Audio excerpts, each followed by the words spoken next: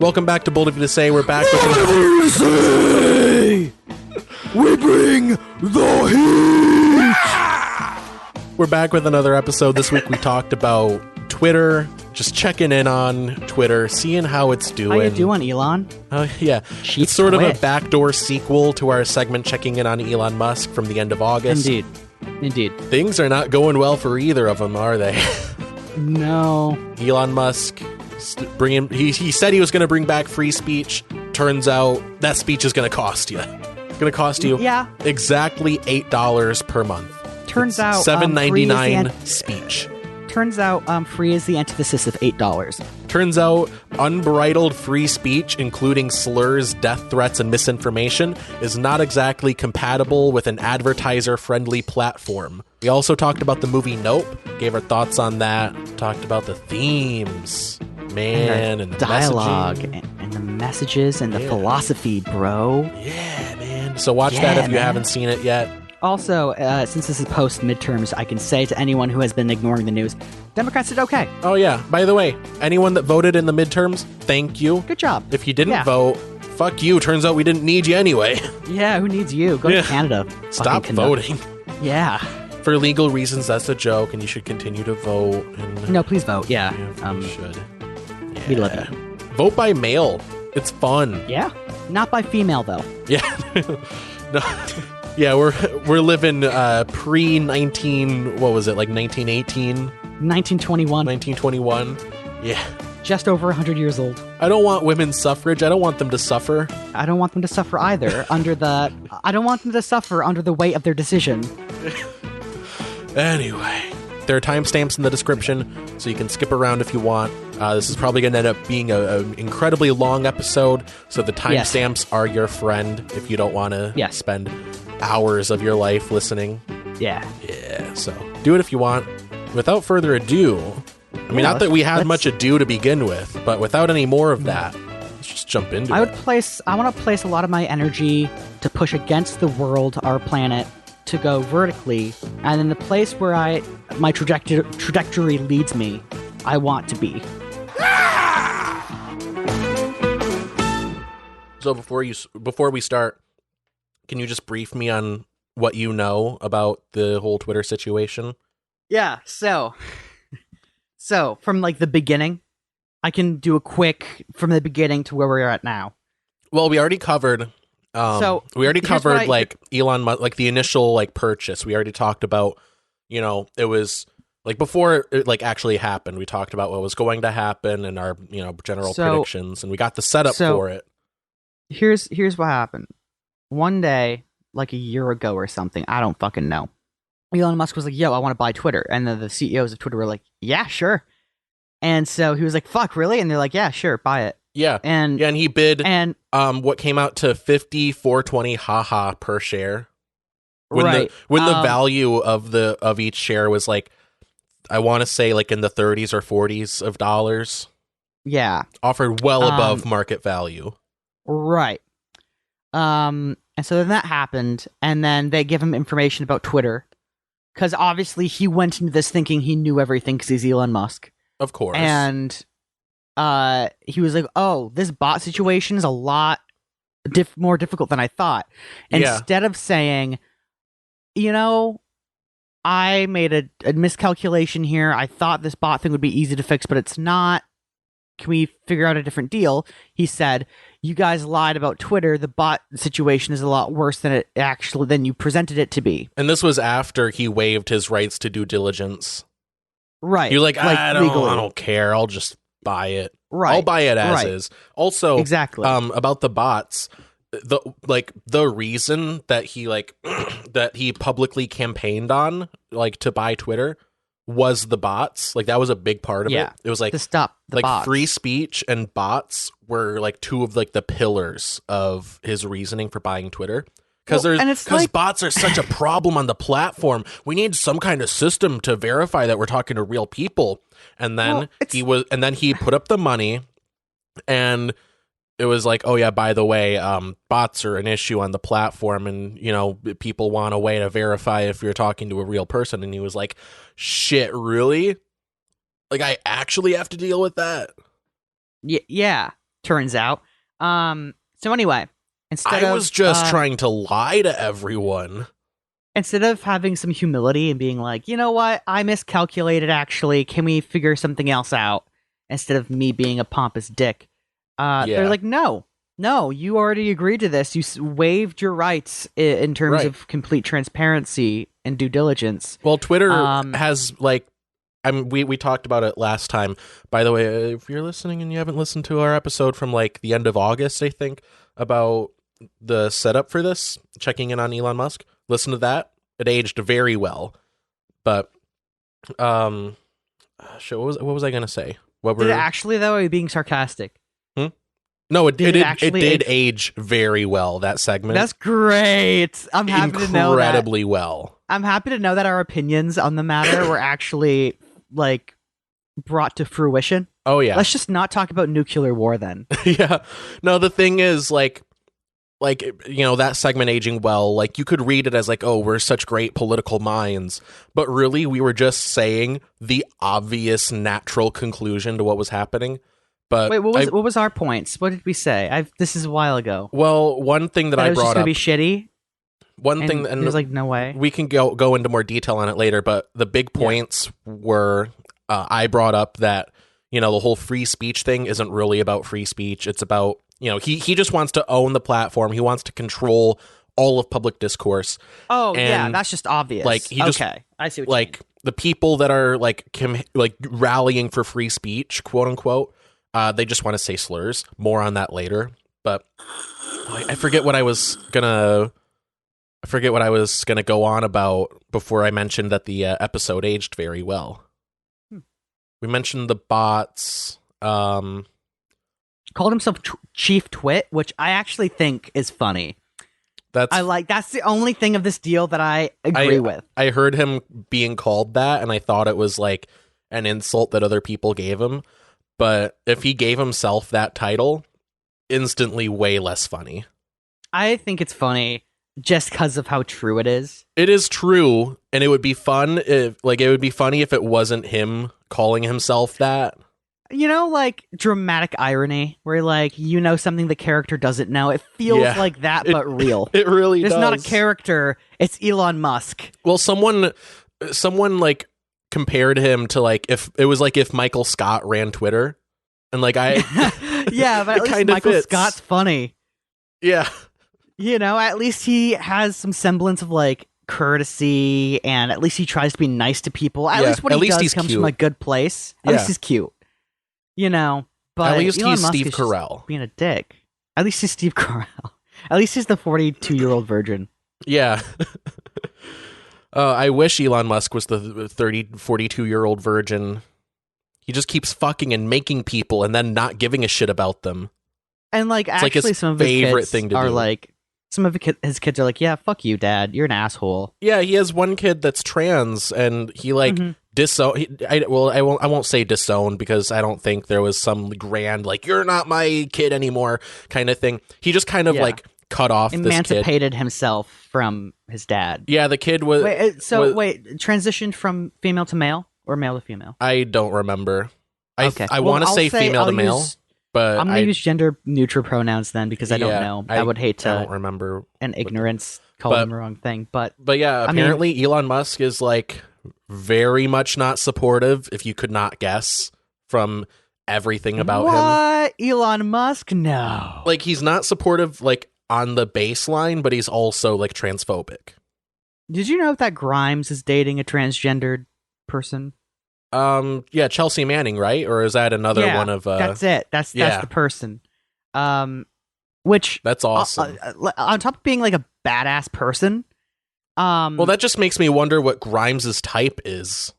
Yeah. What is Grimes... the overlap between Elon Musk, like, you know, real life Tony Stark, but only the bad stuff, and like war hero Chelsea Manning, like intelligence hero Chelsea Manning. Mm-hmm. Like, what's the overlap there? What do you see in one of them that you see in the other? I don't think there was necessarily like an overlap as much as there was a metamorphosis on Grimes' part. Yeah, just like let's try something wildly different. You're a billionaire. The last one didn't work out. she's like, you're a billionaire and I'm a famous pop star from Canada. That's all I know about Grimes, unfortunately. Yeah. Let's change the world. And he's just like, yeah, I'm a Republican now, and I'm gonna make donations to the Republican National Convention. And she's I'm just actually like, extremely hateful. I actually hate a lot of people that aren't me.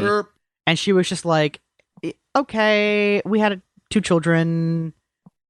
I love them, but I don't love you. Yeah. Yeah, not a good guy, Elon Musk. They're still legally married, too. Are they?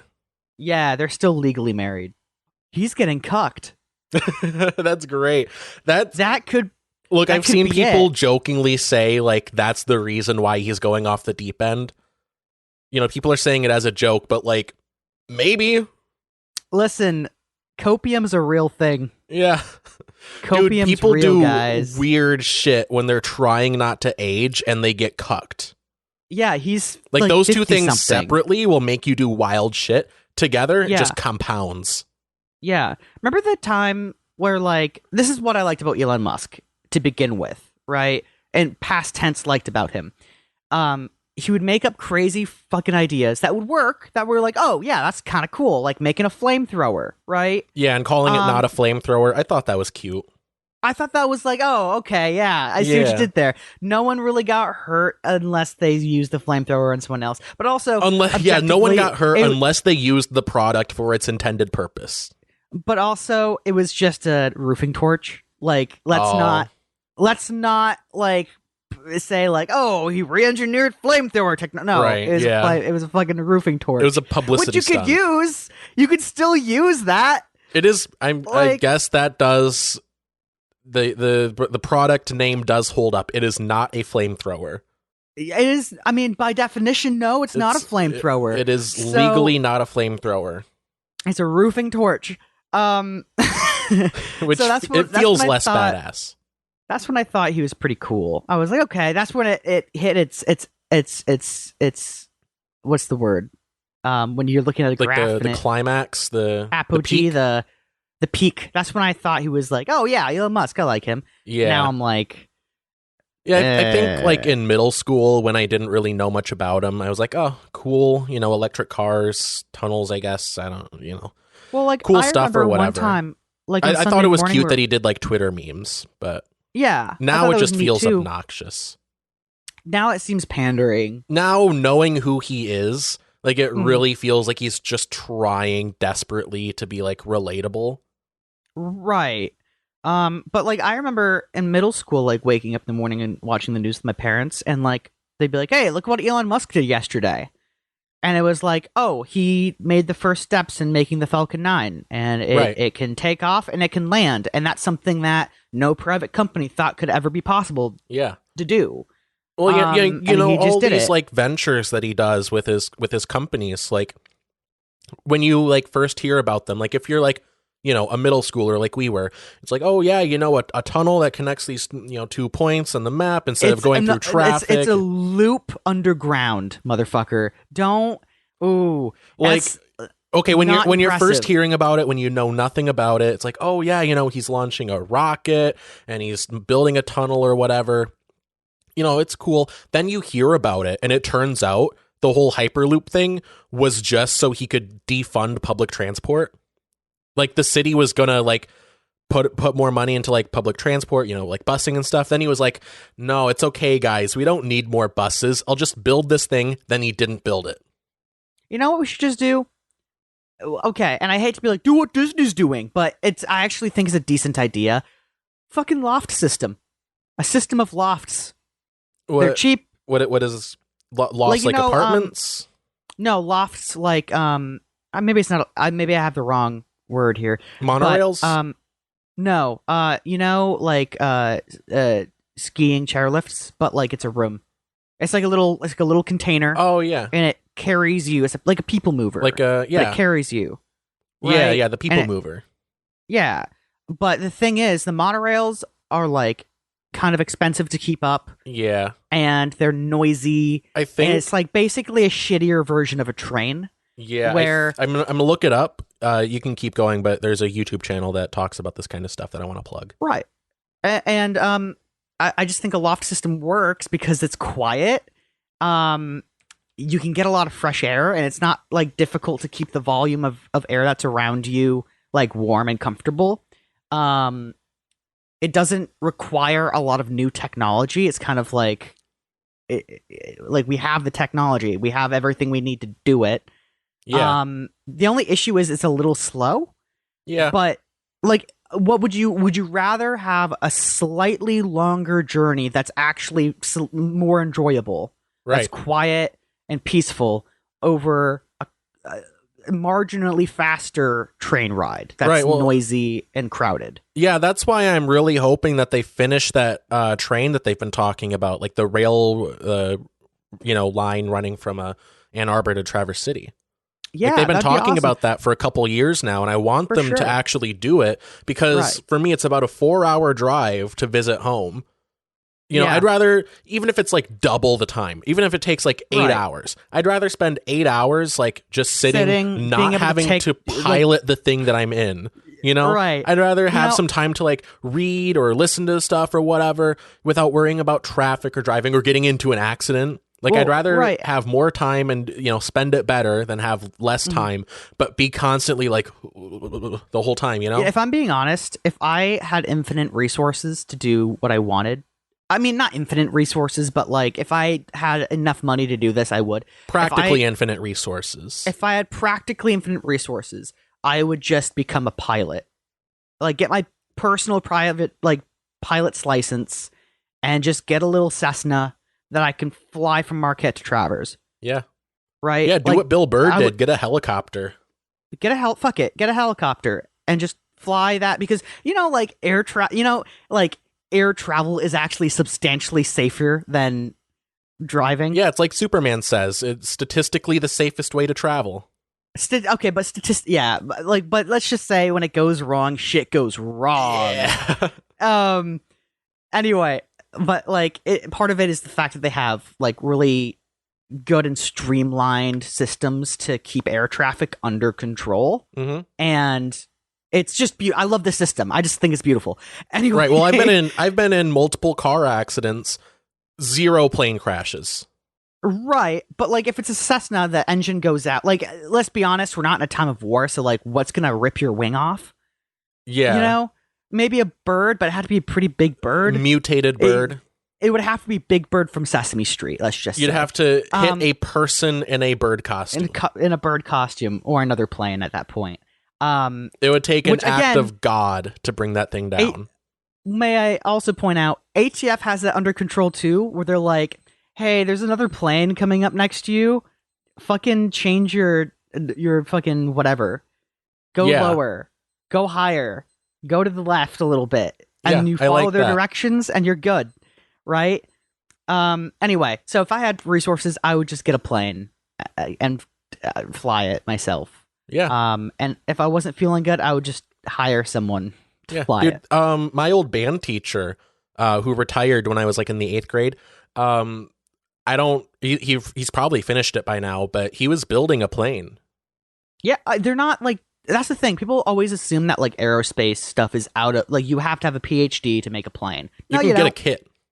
You can get a fucking plane kit, but the thing that's the bitch is like getting everything registered and getting all the legal stuff kind of in order, and then going to the separate government. Then you take it out to fly it, and your army liaison buddy calls, and he's like, "Hey, we got a bogey on our 7," and you're like, "Oh wow, that's crazy." And he's like, "Hey, what's all that noise?" "Oh, I'm out driving. I'm going for a run, jogging for a jog." On the car. Like, I thought you said you were driving. I was driving to jogging. Driving to jogging, and then then they try to shoot you down, and then you accidentally bust up one of their wings. Then the pilot falls, and you have to go and catch them because their parachute doesn't open. Yeah. It's a whole thing. And in like a very perfect scenario where I have infinite resources, I would just buy like an old 80s like F-16 like fighter jet. Take out all the munitions, use it for cargo stuff, so I can just like bring my clothes with me. Yeah. Right? And just like if I had to go from like New York to California really quickly, I would just do that in like 2 hours. Wow. If I had infinite resources, I think I would first I would wish for 3 more wishes, and then I would do world peace. So, not to say I'm better than you, but I am. I said I didn't ask for wishes, Alex. I wasn't like, I would get 3 more wishes, and then I would wish for world peace. I was just saying, if I found myself in a situation, like if I win the lottery and they're like, congrats, you won $1 billion, half of which we're taking for taxes, but you have $500 million. Yeah. Which is fair, by the way. Which is a good amount of money. Which is fair. Okay, it is the lottery. I don't get why people complain like, oh, listen, it's not even worth it to win the lottery because they take so much out in taxes. Like, buddy, you're still getting $500 million. Putting a bunch into the stock market, and then I'm buying my parents a house with some taxes kind of put aside so they can afford the taxes. Yeah. And then that's what fucks people up. Well, and then I'm going to just try to like either make my own business or find a job and then just work that job and use the money that I have to pay for like rent so I don't have to worry about rent. Yeah, I'd start a foundation. I don't know what else I would do. I start a foundation to help autistic dogs. It would be I live off of this foundation. Not to imply there's anything wrong with doing that. If you do that, I think you are a good person. Look, straight up, I could sit here and say, yeah, if I had a bunch of money, I'd help people and I'd pay for stuff.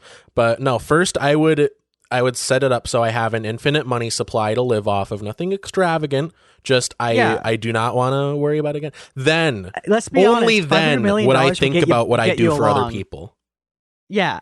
Yeah, that's the thing. If I get like $1 billion, like I don't know what the fuck to do with $1 billion. I'm donating like most of that and then keeping maybe 200 million to myself just for safety. Just to be like, I want to live comfortably though. Yeah. No. Yeah. Instead of donating it, then keeping the rest and whatever, I would first, all right, step 1, keep it, and we will get to the Elon Musk Twitter thing. Step one, I keep all of it. Step 2, I set up my own Clinton Foundation. Okay, if they get to do political corruptness, I get to do it too. And then step 3, whatever money I would have donated, whatever charity I would have donated to, some of that foundation money goes to them. In the long run, it'll be better than a one-time donation. Mm-hmm. And then I live off of the rest. I would just buy a bunch of land in California and then lobby the government to allow me to make a multi-level building that's like super high, and then make it all like apartment complexes that are cheap but good, mm-hmm. right? Like, so you'd become a landlord. Hear me out. It's cheap rent. Daring today, aren't we? Let's just say $300 a month, which is nothing. That money will be put toward like keeping upkeep and stuff, but also after a certain amount of time of the person living there, they then own it. So like a rent to own or like a mortgage, yeah, but it's not based on how much money you pay me. It's based on how much time you spend there, like how long you were there. Okay, that sounds like dirty socialist communism to me, but anyway, the last thing I got $200 million. Suck my millionaire penis. Yeah. All right, the last thing that I'll say before we get back to the Twitter thing. So the YouTube channel I mentioned earlier, Technology Connections. It's a great channel. I've probably talked about them before, but they have a couple of videos about, they have one called The Story of Disney's People Mover in Texas. And, he talks about like, the minutia of it, what went wrong, what was good about it. And then Roller Coaster Safety, how to manage too many trains at once. That's another, Disney thing. It's good. They have a lot of good videos. It's like, they have a 36-minute video talking about coffee makers and just how they work, different models. Dude, I fuck with that shit. I fuck with that shit hard. I realize. Oh, you kidding me? If you have never seen the channel, how coffee makers work. Oh, dude, I'm already preeing. Look, I don't know if you're fucking with me right now, okay? But I know. No, I'm not. To an I would outsider, watch the fuck out of that video. anyone that's never watched this channel, that might sound like really boring. Like, how does that take 30 minutes? It's a good video. Like, dude, you know how much chemistry goes into making a good cup of coffee? It's a lot. Dude, there's a lot of engineering that went into that. It's a lot of shit there, man. Yeah. But anyway, it's a great channel. I love the quality, the presentation value. It kind of like, it feels like a PBS program, you know? It's got that vibe. I love the channel so much.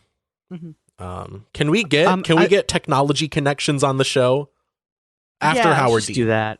Okay, after Howard Dean. I want to bring up one more point about the loft idea that I had. It obviously wouldn't work everywhere. Like, you can't have interstate loft systems. That just doesn't make sense. You're better off taking a train or car. But like in cities like Traverse City, like the traffic in town is shit, man. We need to bring back trolleys. I mean, but not all streets have the room for that. Yeah, but we need to bring it back.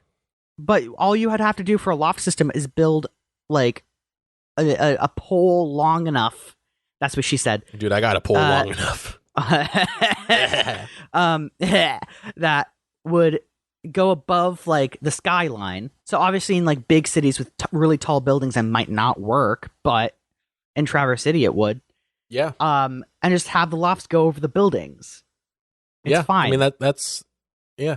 But think of it this way though. Then we would be less reliant on cars. We're already reliant on cars. No. Yeah, no. And then if you're going from being incredibly reliant to slightly less reliant. Yeah, that's the problem. We would be less reliant on cars. Suck my millionaire dick. You don't understand. That would be solving a problem. We don't do that here. Just because I think it would work, and then I would donate it to the city and say, this is how you have to upkeep it. This is how you have to do. This is how you should do everything. Listen, if you're worried about wintertime, they already do this shit on ski hills. Like, they're fine. They know how to do it. We know how we can do it. Ice buildup might be an issue. So I don't know. Yeah, fucking let's. Howard Dean, if we can get you on the show. Howard Dean, I still need to email him. Really, I'm going to. I swear to God, I'm going to. I think it'll sound better coming from you if you're like, yeah, I'm a student. I'm a poli-sci and communications major. I don't know if you are, but just say that you are, even if you aren't. No, I am. Okay, actually, though. I would fully endorse you lying to get Howard Dean on the show if you had to. Fuck you. Just be like, yeah, I'm a poli-sci major, and it's my dream to interview you, which you wouldn't have to lie about that part. And then just be like, I've had dreams about it. Yes, we want to pick your brain about policy, and then make fun of you for like a good. And then we would spend the entire time talking about. Yeah! Hold on. Spend the entire time talking about that. Dude, if he had won, like, I feel like it would have been decent. Yeah, he would have been a bit better than the person he was running against. Marginally. Of course, that's speculation, which is why I say marginally. But my point stands. That was the 2004 Democratic primary, right? Yeah. Yeah. Was that the one where Al Gore was running, or was that? No, that was 2000. 2004 was Kerry. John Kerry. Yeah. Not even a blip on the radar. I know nothing about John Kerry, and he ran for president. He did. I want to point out something funny, which is that I was 4 when that was happening, and I just know off the top of my head that it was John Kerry. Yeah.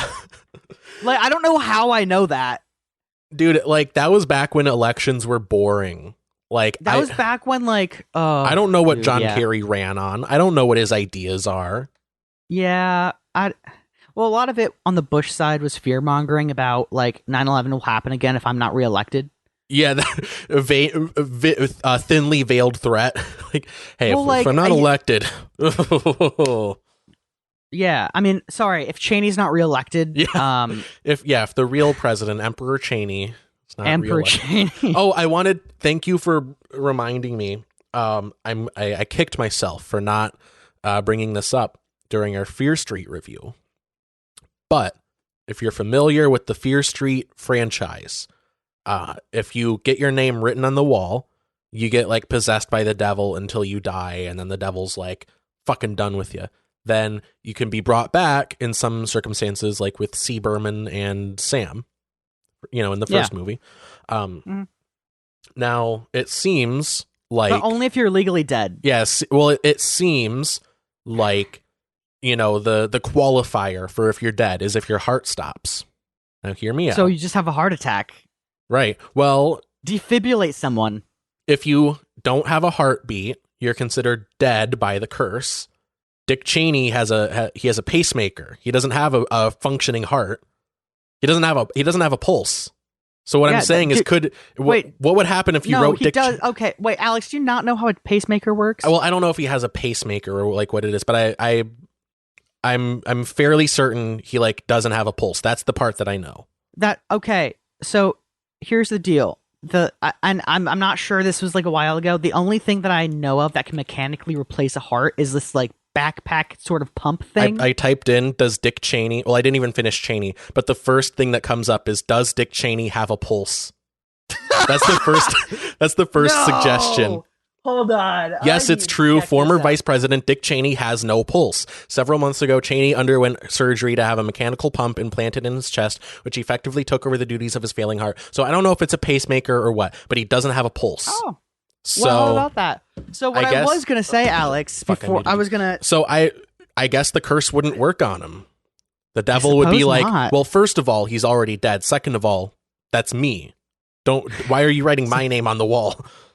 Wait, that's my name, Dick Cheney. Yeah. It turns out if you rearrange the letters of Dick Cheney, it says like fucking Satan. Yeah, don't try it. Just trust Satan. us.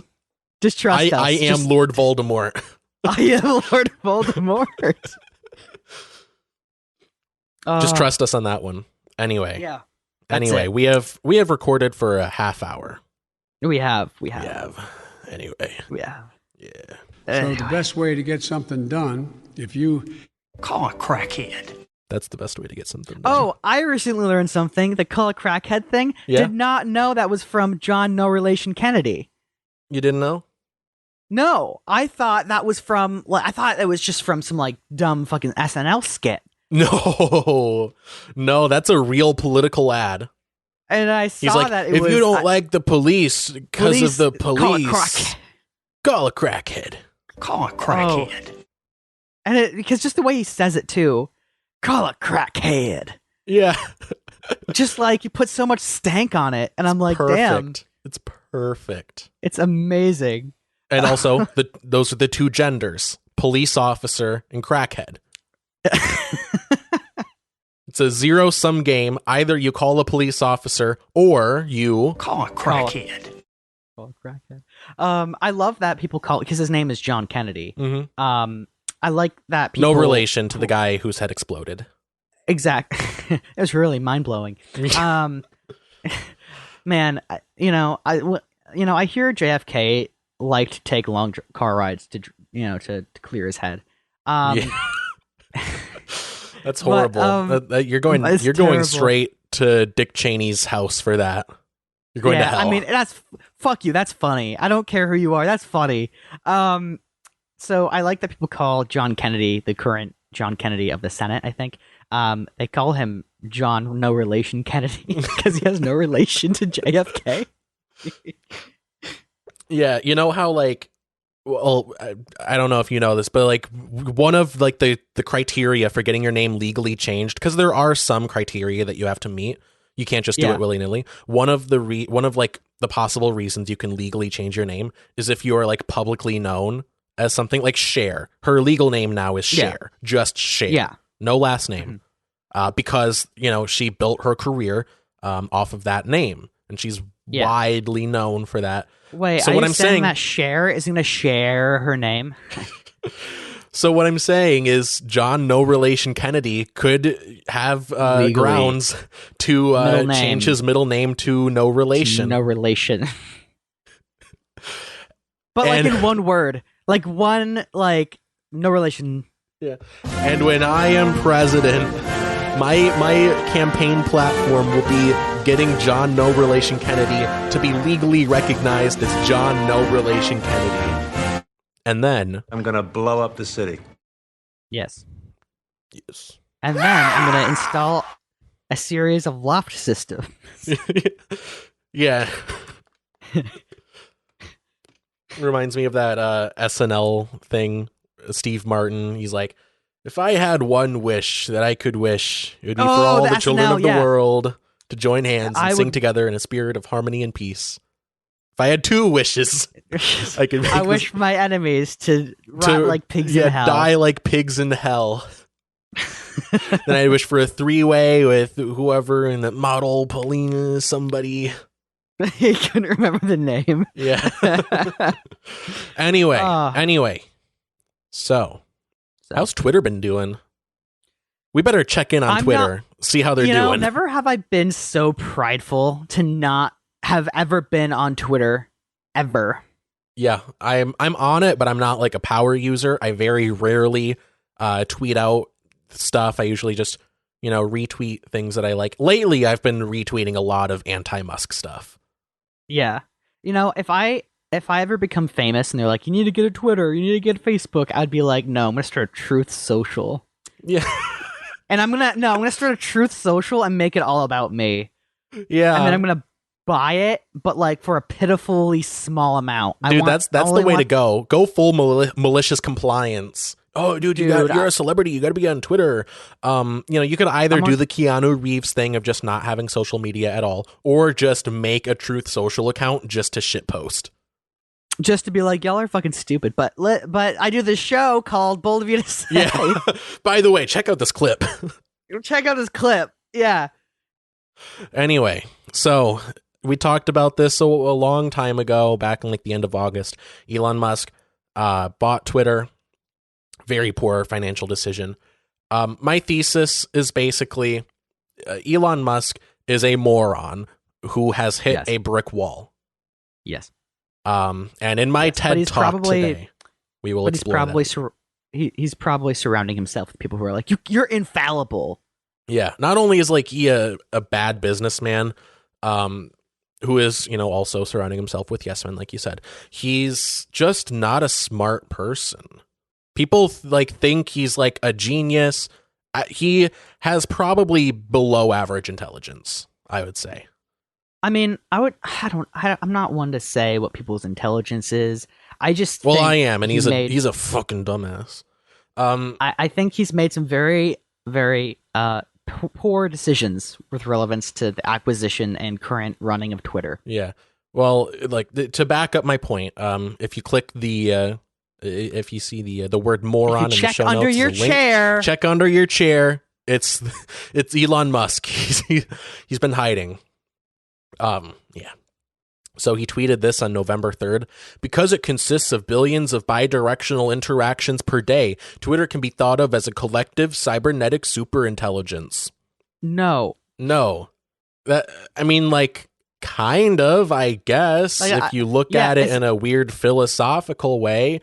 But I feel like when he said that, he thought he was being deep. That's why I say he's just kind of a moron who thinks he's more smart than he is. I want to mention another tweet that he tweeted out years ago. He mentioned that his perfect night is a glass of wine and some Ambien. Look, I'm not a drug person like you, Gavin. Ambien is zolpidem tartrate. It's a sleeping medication. Yeah. So can I guess this one? Yeah. That would kill you. It can. So the thing is, a glass of wine, and cover my ass here. Don't fucking do this. Don't. Yeah. Hey, don't take alcohol with prescribed medication. Yeah, How about that? As someone who doesn't take a lot of prescribed medication, even I know, just from cultural osmosis, you don't mix prescription drugs with alcohol. No matter how fun it is. But don't do it. And we have fun here, but don't do it. Listen, don't do that. And look, if you need advice on what drugs to pair with what substances, call a crackhead. No, contact your doctor, actually. Contact your physician if you have one, or go to a walk-in clinic and ask. They'll have a doctor. Yeah, drug dealer, whether professional go to a pharmacist. Or amateur. Go to a fucking pharmacist. They're just out at general stores, right? You can just walk on in, be like, hey, can I do this with that? And they'll be like, either, yeah, sure. Even if you're not a patient there. They'll hang on. It's in the job description. I have a public duty to tell this person information, even though we're not getting money from it. They have a whole system through the company they work for to find drug interactions if they don't know it off the top of their head. And if you think they're cute, wait outside the building, wait for their shift to end, and approach them. I'm sure they'll be very receptive. Are you joking?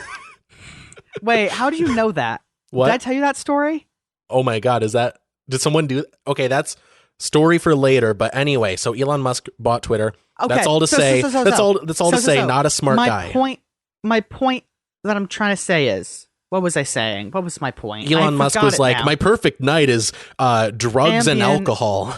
Drugs and alcohol. Ambien with a glass of wine. With a glass of wine, yeah. Right? So don't fucking do that. Really dumb. Yeah, and the fact that he would tweet that, either like there's no good way of looking at it. Either he's an idiot and he is just publicly saying dangerous stuff on accident because he's a moron, or he knows and he's saying it anyway to be evil. Beyond the fact that not only on their own does Ambien and alcohol kill brain cells if taken if taken irresponsibly, right? But together, not only is it like terrible for your brain chemistry, it's also terrible for your fucking liver. Yeah. Well, your Ambien and wine seems like too specific of a combination for him to not know anything about it. You know? I mean, yeah. So anyway, that's all to say. Not a smart guy. Not a good guy either. Yeah, I forgot. I was going to bring up something that was connected with that. Yeah. Anyway, because he tweeted that out. Yeah, we've made our point with what we wanted to say about that. So first of all, I'm sure anyone listening to this has some level of knowledge about what's going on with the Twitter situation.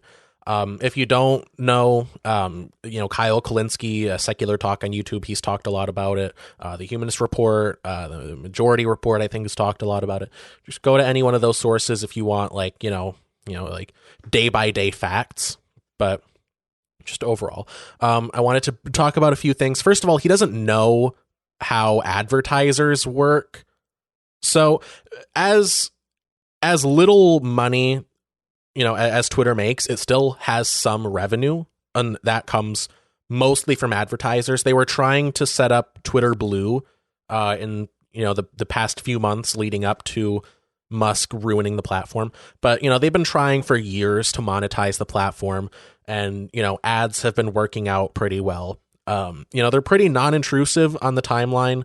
It's a lot different from like YouTube ads where it's like, you have to sit through, 5 to 30 seconds of this ad and then you watch your video. It's a lot different on Twitter. You just kind of scroll by it. Not a big deal. Well, and at least YouTube is super passive about it, where it's just like, here's an ad, do what you want. Right. Yeah. It's not like just shoved in your fucking face. Yeah. Yeah. Twitter ads are pretty unintrusive. Even though like they're still not making a profit. Twitter has never been profitable. Because, even if they make like $2 billion in ad revenue, let's say, I don't have exact numbers. Even if they make, let's say, $2 billion in ad revenue, they're still spending like $2.5 billion on R&D and like upkeep and operations. So they've never been profitable. That's a big reason why the current or the past owners wanted Elon Musk to actually go through with the purchase. Not just because like, it affects the value of the company. If Elon Musk is like, I'm going to buy it. No, I'm not. Blah, blah, blah, whatever. It's just a hot potato that they wanted to pass on because it is a money pit, as I mentioned in our last segment talking about Elon Musk. You know what Elon Musk should get into with relevance to Twitter? You know what he should do? What? I think he should, and just hear me out, I think he should get into VR. Look, first of all, Daddy Zuck is already sinking billions of dollars into it. And by the way, I also saw earlier he's laying off a bunch of people after spending Daddy all Zuck? that money. Anyway, yeah, no. Daddy Zuck or Elon? Zuck. Oh, really? Yeah, he spent like $1.5 billion on the metaverse. Then I saw earlier he's laying off a bunch of people. But anyway, that's beside the point. Yeah. Remember VR. those shitty ads for the metaverse? Remember? And they were like, this was all filmed inside the metaverse. No, it was actually pre-rendered. It was. It was yeah, it was pre-rendered. Not, because the metaverse even then it was didn't shitty. exist. The metaverse still doesn't exist technically. Yeah. But anyway, that's beside the point. So yeah, Twitter, huge money sink. Yeah. And what could make that situation worse is some blowhard buying it and shaking up the whole platform, saying like, yeah, we're going to bring back free speech, meaning slurs. Basically, essentially, publicly saying that this is going to be a less advertiser-friendly space, because a big part of terms of service is one, making sure everyone's happy, two, complying with laws, and three, keeping advertisers happy. If Twitter doesn't have terms of service and it's just a Wild West situation out there, if you can just say as much misinformation and hate speech as you want, advertisers don't want to advertise on that. And that's exactly what happened. You kidding? Really? Yeah, it turns out.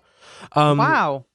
And quick aside, I haven't done any, solid research on this, but apparently, car manufacturers have historically advertised on Twitter. And now that the owner of Tesla has bought it and Twitter shares like Twitter's value affects Tesla's value and vice versa, car manufacturers are like, why don't we just pull all of our ads from Twitter and hurt our competition? I don't think that's a bad thing though. I'm not putting a value judgment on it. I'm just saying that it kind of backfires on Elon Musk.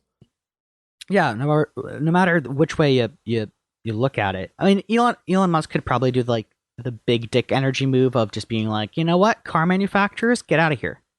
Right. Except for Tesla. Tesla's cool, but gasoline car manufacturers, fuck on out of here. Yeah. On November 2nd, Elon Musk tweeted, advertisers should support, and then he has a poll. One option is freedom of speech or political quote unquote correctness. Totally not loading the question. But Elon, do you think that that's going to do anything? Like Reese's is going to look at that and be like, oh, I should advertise on the slur platform. Yeah. Because, some people want the vague idea of free speech. Like, that's not how advertisers work. But also, he's been talking out of both sides of his mouth, saying publicly, like, yeah, comedy is legal on Twitter now. You can say whatever you want. We're bringing back free speech. Well, privately with investors, and it's all technically public. We all know that he's saying it, but privately with investors, he's saying, and advertisers, he's saying like, yeah, no, we're actually going to, crack down on hate speech, and we're going to, enforce terms of service and all that. He's saying two diametrically opposed, basically like policy platforms. Yeah. Yeah. So I just see Elon Musk like just shooting himself in the foot every single turn here. Yeah. Every single and I can kind of see him trying to throw some stank at people who said that it's going to be a bad idea. This is a terrible idea. Yeah. But each time it doesn't hold the weight that it used to do. That it used to when it was like Tesla or SpaceX, which were two objectively revolutionary technologies. Yeah. And Tesla, by the way, was not founded by Elon Musk. Not founded by Elon Musk. Not his accomplishment. But in modern times, kind of is. He kind of made it what it. He's the it is owner now. of a company that produces cool stuff, but it's not like he's literally Tony Stark producing, like making the cars. Fair enough. Anyway, Twitter is like already like at the moment functioning, right? Even if it's like kind of difficult to function. Right. And the stank that he's trying to throw at people who are saying this is a bad idea is just backfiring under the fact that he didn't really make it. Right. Well, I mean, if you're the owner / mascot of a platform, it's not going to bode well for you if you're out there just being generally chaotic and starting fights. Yeah. Yeah. But yeah, I'm sure you've seen this. He's trying to now charge $8 per month for verification. So historically on Twitter and other platforms too, if you're a public figure, like a politician or like a celebrity, you would go through a process of verification. It's the blue check mark that you see on a bunch of public figures' profiles. And that blue check mark means you're looking at the tweets of verified of the official person. You know, like that is actually, you know, President Obama. That's actually his tweet that you're looking at. It's not someone impersonating. I like the fact, and I like the fact that Trump's Twitter handle or previous Twitter handle was the real Donald Trump. Yeah. It's kind of funny. It's kind of boomerish. Someone took that. Yeah. I wonder if it's because someone already took the username at Donald Trump. Yes. That's funny. why. That's awesome. That's great. And I think you tried to like sue them, and they're like, "No, I'm allowed to do that." Yeah, of course. I'm not claiming that I'm Donald Trump. It just happens to be my handle. Yeah. Which that's great. More stuff related to that general idea later, but now he's trying to charge people $8 per month. So instead of becoming a public figure and going through the process of verifying your identity, you can just pay $8 a month and just get the blue check mark. Well, yeah, I don't think it might be rolled out for some people. I'm not sure, but no, I don't think it's rolled out like publicly yet, but people have been saying like, yeah, it's a bad idea to do that. And then Ethan Klein got banned. Yeah, I'm glad you've seen that. A bunch of big people on YouTube and Twitch have been changing their Twitter handles to Elon Musk, and then tweeting things like just ridiculous things, just like stupid, dumb shit. Yeah, just saying. And they've been getting banned. In Elon Musk's defense, he hasn't yet changed things in the terms of service, and in the terms of service, it says you can't do that. Yeah, but it goes against terms of service to do that. But Elon Musk banning them goes against his platform of, you know, quote unquote comedy is now legal. Apparently it isn't. Kathy Griffin also got in trouble for it. She changed her name to Elon Musk on Twitter, tweeted some, you know, dumb shit as him. It was funny. She got clapped for that. Mm-hmm. But yeah, comedy is now legal. So he tweeted on November 1st, Twitter's current lords and peasants system for who has or doesn't have a blue check mark is bullshit. Power to the people. Blue for $8 a month. And then he goes on to, you know, lay out, you know, the whole thing for it. He says you will also get priority in replies, mentions, and search, which is essential to defeat spam/scam, ability to post long video and audio, and half as many ads. So you're still getting ads. You're still getting ads, just fewer of them, which they're already non-intrusive enough that the way I see it, like, unless you get rid of all of the ads, paying doesn't really do anything, because the ads are already unintrusive enough that it's like, it doesn't really make much of a difference if I see half of them or the same amount. You know what I mean? Exactly. Yeah. Yeah. But yeah, so my question with that is, what happened to meritocracy? You know, the right loves to go on about, you know, meritocracy. That's one of the things that they love to say. They love to say America is a meritocracy. You know, you get ahead by just being the best, you know? And the way I see it, the verification process, you know, before was meritocracy. You become a public figure, and then, you know, by necessity, you have to be verified because you're a person that people would want to impersonate. So is it really power to the people to start charging the people money for that? And now I don't have like an article linked or anything, but I heard recently that currently verified accounts, he's going to try to charge them $20 a month to continue being verified. That might be before he settled on $8 a month for Blue. It might be rolled in with that. It might be a separate thing, but that's what he wanted to do. That's stupid. Yeah. And like pretty much everyone was saying, yeah, no, that's not worth it. I'm not going to do that. It's dumb. No, why would I do that? Yeah. Just a second. Some venture capitalist kind of guy, some finance bro tweeted a couple days after that, The entitled elite is not mad that they have to pay $8 a month. They're mad that anyone can pay $8 a month, which kind of gets to a root issue that a lot of people have with capitalism, where like something that could be a meritocracy is just turned into a pay to win kind of system. You know? What? Like does that make sense? Like a lot of stuff in society, it's like, you could, like have to earn this or whatever, meritocracy and all that.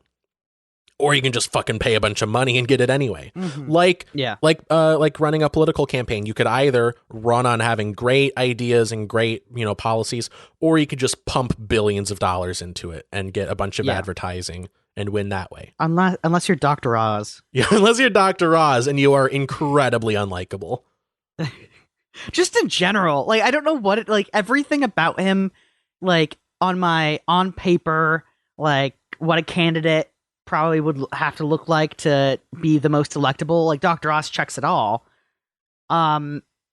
Except for the fact, just fuck him. I don't like him. Well, you know what it reminds me of? It reminds me of the Bill Burr joke where he's like, I'm doing all this stuff. I'm doing a lot of self-improvement. I'm taking out the trash or whatever. Now all that my wife has against me is who I am as a person. That's the position that Dr. Oz is in. I love that. It's so true, though. The only thing that we have against him is just who he is as a person. I just don't like him. I just don't. Yeah. He's dislikable. He's always been a scam artist. That's his occupation. That could be listed like in his Wikipedia. Occupation, scam artist, snake oil salesman. Well, it's funny because like crudité enthusiast. Yo, dude, I'm adding that to my bio. Crudité enthusiast. No, I just like at his. It was supposed to be. It should have been a concession speech, but it was more of like a. We're confident that after all the votes are counted, that we've won. Of course. Granted, that was before any news organization had called it for Fetterman yet. So. He was just trying to rally the troops a little bit, which I get. Right. Do a little bit of if I lose the election was stolen. I don't know. I'll call it when I see it, I guess. But he was like, I'm so proud of the work we've done for Pennsylvania. And then he was just like, why don't you guys give yourself a round of applause, eh? And it was just so like you don't fucking care. I can see you do not care in your eyes. Yeah. I can you don't care. Just an absolute demon. In general. Just like sent straight from hell. All right. My Instagram bio, I have updated it. This is the whole thing. Born to shit, forced to wipe, Oxford comma enthusiast, crudité enjoyer, YouTube podcast award-winning filmmaker, because technically I am, Raptor Earth truther, and Taken ladies, and then my link tree. Hey, can I ask if this is a scam? I got a text from Amazon. It's a scam. They don't text you? I do not think they do. Amazon LLC, we have detected unauthorized sign-in from unknown device. Login and take steps. Yeah, it's a scam. Yeah. They have bad grammar. Hey, click this link and enter your login information. It's weird. Click this link and then give us your username and password. Did you get an email? Or was it just a text from an unknown number? I think it was an email from... it was a text from an email. Yeah, I think that might be a scam. I mean, I didn't do anything. I just saw it and was like, I don't know, this smells like bullshit. Yeah, dude, my mom has been getting a lot of like PayPal scam emails, like fake invoices. Like, hey, you paid us $500 for that thing you ordered. If you didn't order this, if there's some kind of issue, click this link and log into PayPal.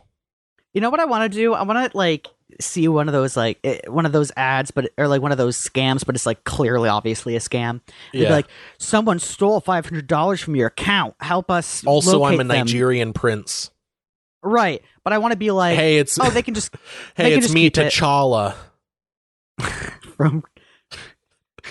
Yeah, that's it. It's me, the Prince of Wakanda. Like, yeah, I just want to be like, yeah, they can keep it. It's fine. Yeah. I don't care. Yeah, can we send them more actually? Actually, yeah, send them more. We need your account information. Well, it seems like they already have it, so just don't tell me again. Just take more out of the account. Just go ahead, take more out of it. It's fine. If I win the lottery, I'm going to set up a foundation, and it'll go to that person. I'm going to buy a jet plane.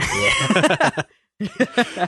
So anyway, so I mean, it's pretty clearly laid out in the original tweet talking about, from Elon Musk talking about like, down with the bourgeois system, power to the people, $8 a month. He says you get priority in replies, mentions, and search. So he's pretty clearly saying, at least this is my interpretation, tell me if you see it differently. He is saying if you pay money, you will get like more platformed. Meaning if you don't pay money, you will be less platformed. You will have less priority on the platform. But also you have to remember there's probably going to be a couple million people that are going to like do that. So let me put it this way too. When everyone's super, no one will be. Yeah. Right. But like what I'm saying is like just on the principle of it, people that pay money will be prioritized above people that don't pay money. I think that's dumb. Yeah. Right. So that's not free speech. That's $8 a month speech. That's expensive speech. In terms of speech, that's on the more expensive end of it. So like given human nature, like we're prone to say one thing and then do another. So am I surprised he did this? No, not at all. It's Elon Musk. Right. Like not at all. 12 years ago he said I'm going to put man on Mars in 10 years. Right, yeah. Of course. So I don't care. Also cuz I don't have skin in this game because I'm not on Twitter. Right. But by the way, like, I started dumb. I resurrected my Tumblr account just to prepare for the Exodus. So it's all porn. If you want, follow me there. I have tumbled one thing. I've tumbled one thing on Tumblr. Kind of like how on Twitter you twit things. Elon Musk should have bought Tumblr. Yeah. Dude, Tumblr is even more of a terrible investment somehow. It's an even worse investment, but I love it for that. At least it wouldn't be a $100 billion investment, though. Right. Let me see if I can pull up my Tumblr profile and send it to you. But I have tumbled, one thing, and I will send you the link to it. The Teen Titans live action show? The one where Robin's like, fuck Batman. Yes? Hold on, let me fucking send it. Is there a Bold of You to Say? Did I make a Tumblr account for Bold of You to Say? Hey, also, I think I have to go at 2. Oh, all right. Well, let's blaze through this. Do you have something going on? Technically class. You have class at 2. Yeah. Oh, shit. Maybe we can finish this at a later date. All right. Or, like, even, like, I'm out of class at, like, 3:40. So. Okay. Well, I work at 4. Okay. Anyway. What time do you get out of work? 10. Oh yeah, I mean, if you don't, I'm not gonna be able to record at 10, but that's fine. I'm free all day tomorrow. If you, I'm free all day, pretty much all day tomorrow too. So right, it works let's out. meet up tomorrow then. Cool. So all right, if you want to, like, just because I have like a lot of time tomorrow, if you want to just like record the equivalent of 2 shows tomorrow, so we have like basically 1 show today, and then we can just like do another show tomorrow. Okay, yeah. To make up for lost time. All right, yeah. Let's figure that out later. If that works for you, I'll help out with the show notes this time. All right, yeah. We'll figure that out later. I'll finish up the section that we're on right now about the $8 a month speech. But yeah, what did you send that to? I sent stuff we sent during the show. I sent my my one Tumblr post that I've made since resurrecting my account. It's a reference to the Teen Titans live action show. Robin, like, I think it was in the trailer, he like beats someone brutally and they're like, well, I thought you were Batman's sidekick. And he's like, fuck Batman. That's how you know the show is really edgy. So I tweeted a picture of that Robin and I was like, fuck that. Twitter. Why does Robin look okay? And now I'm realizing that's just blood on his face. I thought he just had really fucking awful herpes like acne. Yeah, that's it. But anyway, so to finish off this section, then we'll do the rest of the show at a later time. Let's see. I got the meritocracy bit. Okay, so yeah, so it's pretty clear from the initial announcement that you will be like basically kind of censored in a sense. Fucked in the ass. If you you'll be fucked in the ass if you don't pay. Looks like you turned off your webcam. Okay, never mind. It looks like you'll be like kind of silenced if you don't pay up. Or if you're AOC. Right. But yeah, I also saw she was like criticizing him, then her account didn't work for some reason. Yeah. But anyway, so people somehow were like, no, it's not that you'll be suppressed if you don't pay the $8 a month. It's just that, you get the check mark and blah blah blah whatever. But no, he straight up came out and he was like, yeah, no, you'll be suppressed if you don't pay up. This is a quote from @SomeBadIdeas on Twitter. It says, if you don't pay the $8, your tweets will be suppressed by an algorithm. Not making this shit up, he said it to a room of investors yesterday and claimed this would solve hate speech. Quote, you'll have to scroll really far to see unverified users. So, fucking looks like he's suppressing people that don't have money. So, and then what happens if someone's like, hey, Elon, how about I invest a bunch of money into SpaceX, Tesla, and whatever else you're working on, and you just give me like top priority on Twitter? Exactly. Yeah, I wouldn't be surprised if that happened. How about that? Yeah. I mean, it just seems like pretty straightforward, corrupt policy making. Cody Johnston made a really good point. He's the Some More News guy. He said he keeps saying that $8 is just the price of a latte. By the way, that's another talking point that Elon Musk and his sycophants have been saying. Like, that's one expensive fucking latte, it is an by the way. Expensive latte. Yeah, they've been like, yeah, it's like the price of a cup of coffee from Starbucks to get verified on Twitter. Like, there are a few issues with that. One, coffee has value. It's a consumable beverage. I'm drinking coffee right now, and this cost less than $1. It came from my Keurig. Yeah. But, getting verified on Twitter, all this stuff, it's like, it has abstract value, but it's not like you can drink a cup of Twitter. But yeah, so that's one issue. I mean, I tried. It was very difficult. Yeah, I had to like. I also got salmonella, but I had to download some tweets onto a flash drive and eat that because it's the only way to ingest. Oh, that's how you did it. Internet. I just took a bunch of like baby birds and put them into a blender. Oh, I mean that's another way to do it. But and future employers, I did not do that. Yeah, that really tore me up. Really went right through me, but. Anyway, so Cody Johnston makes a good point. He says he keeps saying that $8 is just the price of a latte, so people will obviously pay for it. In the same breath that he says trolls, bots, and racists won't pay $8. And that's a really good point, because Elon Musk is making two arguments. He's saying, yeah, people that run like bot accounts and, spam and scams and shit, like they're not going to pay $8. The $8 is somehow going to be a deterrent for those people. But like it's so insurmountable for those kinds of accounts. But for regular people, it's just the price of a latte, bro. It's not a big deal. I would like to point out too, a lot of people who are like super right wing, racist and stuff, they have the money to buy like AK-47s, not just one, but like multiple. Yeah, $8 to spread hate speech is nothing. Yeah. Yeah. Like it's not like we're spending $44 billion to buy the entire platform. I think I think he made this decision not looking at demographics at all. I feel like he was just like, oh no, it's just a good business strat. No, it's not if the demographics don't work out. Yeah. Also, Twitter used to be free. Why would you expect people to willingly pay money for something they used to get for free without adding any additional value? He's just taking away stuff from like the free version to incentivize people to get the paid version. It's just a bad business model. Yeah. But anyway, it's not even it's not even a good value. Like the what you're paying for and what you're getting, it's historically giving out something for free and then charging for it is a bad idea. Yeah. And I'll ask the British. Yeah. I do have an article that I will link in the description. Twitter to lose magic with blue tick fee, says ex-exec.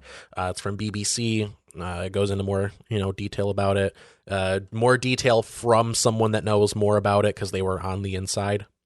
But anyway, that's all that I wanted to get to with that section. We do have more to get to, but Gavin has fucking class. He has no class, is more like it. I have no class, actually. Class. Absolutely. But I have a lot of class tomorrow. Yeah. I mean, not literally. Sorry. I'm saying I'll be classy, very classy tomorrow because classically I'll not Gavin. Be classically. You know what? I'm going to start a YouTube channel and call it Classically Gavin. You should do that. Yeah, that's the ticket. Yeah, this is what I have to say to that. Thank you. I also have to. Howard Dean, come on the show. Howard Dean, please come on the show. Please I will blow you. Yeah. Blow you up on Twitter is what I meant. Sorry, my audio went out. I will blow you up on Twitter. I'll pay for your $8 a month. I'm gonna blow up the city. I don't want to harm instead any of the city, it's Howard literally. Dean. I don't want to I'm backtracking because I literally don't want to harm any potential of me actually getting Howard Dean on the show with saying something fucking creepy. So yeah, Howard Dean, we love you. We appreciate and admire your work. Yeah. Anyway, we will continue this. We will continue later at a later date. I mean, for the listener, it's going to be like no time passed. So I think we had just finished up. We left off talking about how Elon Musk was, going off saying how, it's going to be free speech when really what he meant was relatively expensive speech, $8 per month speech. Also, if you don't like it or don't like me, expect Twitter to be really janky for you. Yeah, I don't know if it came up while we were recording, but AOC was like criticizing Elon Musk, and then it just so happens that like Twitter stopped working for her. Yeah. Just so happens. Yeah. Total coincidence. I don't know what happened, Yeah, we don't know. We don't know. I forgot to start my backup recording. Got it going. Uh-oh. It's fine. But yeah, so to summarize that section, so he doesn't understand how advertisers work. He doesn't understand that advertisers don't really give a shit about free speech, quote unquote. They care about selling a product. And if you're trying to if you have a platform with as we're going to get into, if you have a platform where hatred is like being stoked actively, people are, using, let's just, for example, if the use of the N-word spiked, jumped up 500%, maybe advertisers wouldn't want to associate their product with that. Yeah. And I don't know, it all depends on what he believes, right? But it seems like he's pretty out of touch when he talks about down with the lords and peasants system of verification, where you have to earn the verification. Instead, you should just, pay for it with money. Also, when it comes to people telling him that it's not going to work, it just seems like he's just smoking a bowl of copium here. Yeah. This is a man who's never had to worry about money. He was born rich. So $8 a month to him, it's like an abstract concept, or even $20 a month, which is what he originally proposed for people to stay verified. He's not one of us. He's not a person. Mm-hmm. And if you needed Twitter, for instance, if there's enough people who can't afford $8 a month, you can just find the people that you need to talk to and just start a Discord server. Right. Well, also, they were saying if that's what you need to do, if you have to do that, that's what you could do. Sure. Yeah. And after the whole, Twitter Blue for $8 a month thing came out, and he said, you'll be propped up in the algorithm. The reaction from people that aren't Elon Musk's fans was it's pretty clear he's going to suppress people that don't pay money. Right. Excuse me. But people like Elon Musk and his people were like, no, it doesn't suppress you. But then he later came out and was like, yeah, you'll suppress it. You'll be suppressed if you don't have enough money The poor will suffer under my rule. For sure. Sure. But yeah, it doesn't even do its like proposed like it's not a solution for what it's trying to solve. Mm-hmm. You know, like if you are putting in the effort to run like a bot account or like a scam or spam account, like $8 a month isn't a big obstacle for you. Especially if you're running a scam that makes money. Yeah. Because, you know, unlike Elon Musk, some people actually do make money with Twitter. Right. Yeah. Yeah. Yeah. So anyway, moving on. This section is titled I was right about the right's definition of free speech. So as I mentioned earlier, this is an article from Business Insider. Use of N-word on Twitter jumped by almost 500% after Elon Musk's takeover as trolls test limits on free speech, report says. Well, you know, it's funny too, because it's not like you can't make an algorithm that just detects when the N-word is said and change it, or like, I don't know, what's it called? Ghost ban, or what's it? What's shadow called? ban. Shadow ban the account for that, like, comment area, right? Like, it's not like that's impossible. Right. Yeah. It's incredibly easy to do. And that's like what Twitter does. Well, like what they have done up to this point. Yeah. You know, like if you break TOS, like you get in trouble for that. But for sure. Yeah. Elon Musk like took over, and I don't think he necessarily changed any policy. I don't know like the inner workings of Twitter. From what I heard, he didn't. So I don't personally, I don't like blame him for that. That's just like people being people. Yeah. Well, it's just that his reaction to it as being like nonchalant instead of being like, no, that's a problem, we're going to fix that. Yeah. Well, like, the point that I wanted to make with it isn't necessarily like about Elon Musk specifically. Like that happening, like it wasn't a result of him changing any policy. Yeah. It was just the people that follow him, his fan base. They saw, Elon Musk be like, yeah, comedy is legal now, free speech and all that. And the first thing they do is make the use of the N-word spike by 500%. And like, and also not even just that, people were like, people on the right, prominent people on the right were like tweeting out like vaccine misinformation and like ivermectin shit, like slurs and misinformation. Mm-hmm. That's what they want when they say they want free speech. Yeah. Yeah, that's kind of fucked up. Yeah, this is another article from Business Insider. Twitter's head of safety and integrity says more than 50,000 tweets containing a quote-unquote particular slur were posted in 48 hours amid reports of a racist trolling campaign. So, they get this free speech and they don't use it to, speak truth to power or anything like that. It's just slurs. I do want to mention, though, when people talk about like free speech, it's under the idea that what everyone says is actually intrinsically valuable. A lot of stuff that we say every day that sounds like some snowflake shit. A lot of stuff that we say on the internet every day is just dumb fucking bullshit. Yeah, like, most things don't need to be said.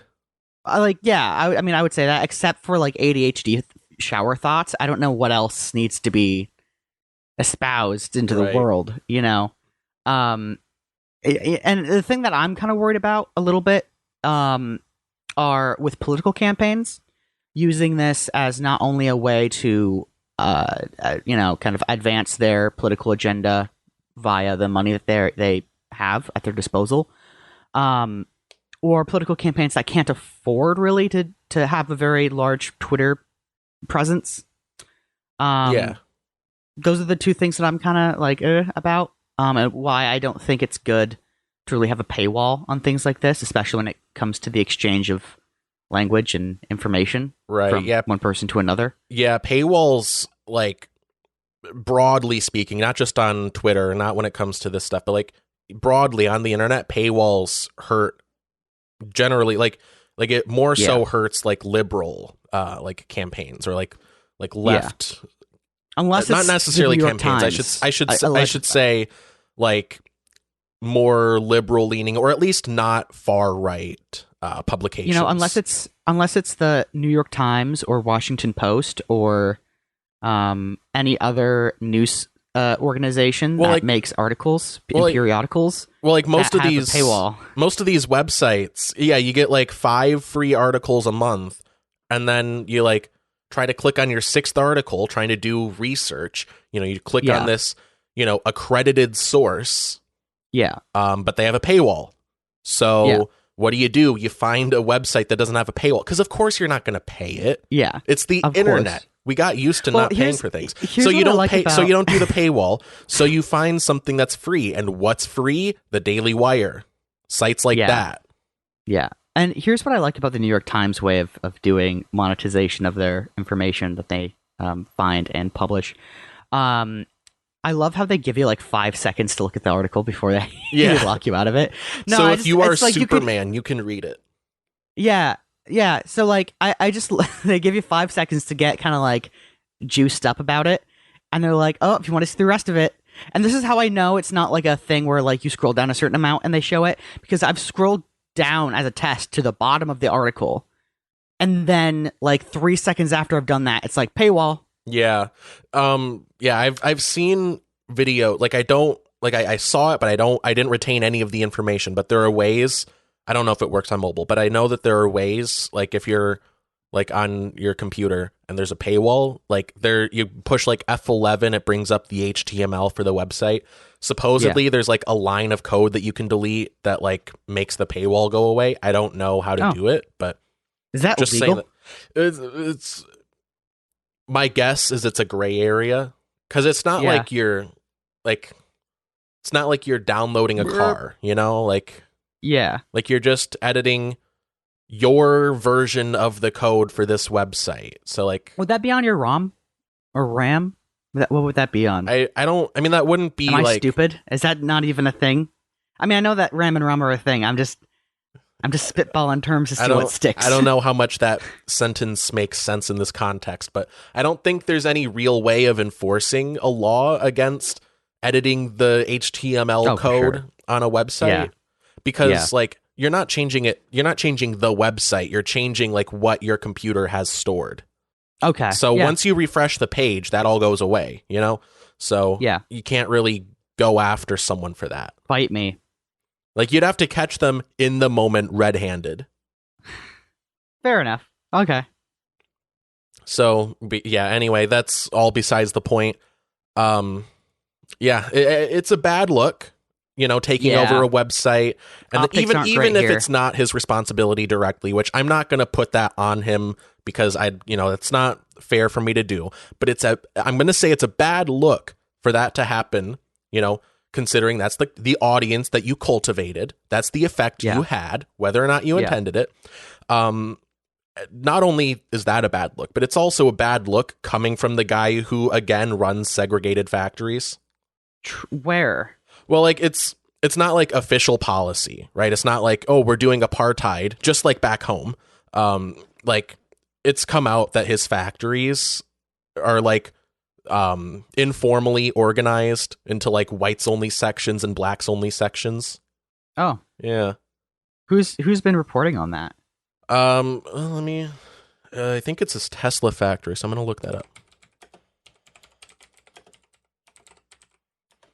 So this is from The Guardian, California. Oh, the thing popped up. California sues Tesla over quote unquote racial segregation claims at factory. So yeah, the guy runs segregated factories, and he at least doesn't care enough to like nip it in the bud at all. Right. So bad look. All of that combined. Bad look, but like I would give him like a modicum of like grace in this if he would just acknowledge that it sucks. Yeah, no, he doesn't do that. If he was just like, okay, I get your point. I hear ya. I do. It's just right now we're going through a phase. Just give it time. We're fixing it. We're working on it. Well, the thing is, he's the only one that this is happening with. Like, you don't really see this with like GM factories. Because they have a PR team that are like, hey, don't do dumb shit, motherfucker. Right. Yeah. Right? Exactly. This is how this looks on a massive scale, okay? Yeah. Well, like, don't do that. I understand wanting to, like, give him the benefit of the doubt. Like, I totally get that. And, maybe he's not personally on the ground saying, no, you get over there, get to your section. Yeah. Like, maybe he's not, like, cracking the whip personally. But doesn't it say something that he's the only one that this is happening with? That we know of. That we know. I mean, if it's happening at other places, I'm sure it would come out. Like, this is the only... it's only at his places that we see it happen. I don't know. Like, look, like, if I gave you, like, a package of fucking Tesla's tax records, right? And then a package of GM's tax records. I'm pretty sure you'd grab the Tesla one first just because you know it's connected with Elon Musk. I mean, I wouldn't know what to do with tax records. I mean, just to be like, well, if I'm looking for like issues, I'm going to look at both. Like I don't have a vendetta against Elon Musk personally. Like it's not that I don't like him, so I look for things that are bad about him. It's more so that I have seen the bad things about him, and I have come to the conclusion that he's not a good guy. Like I want you to understand, I'm not putting the cart before the horse here. Oh yeah, no. I'm trying to be like a little bit of devil's advocate. Right. Just it wouldn't be interesting if you didn't do that.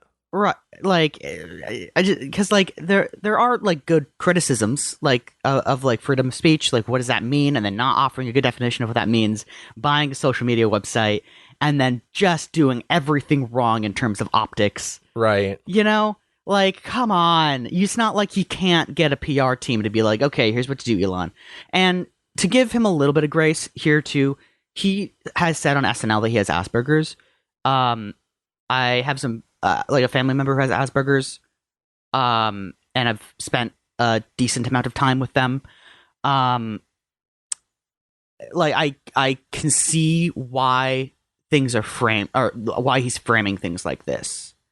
Like, it's... Like, I get it.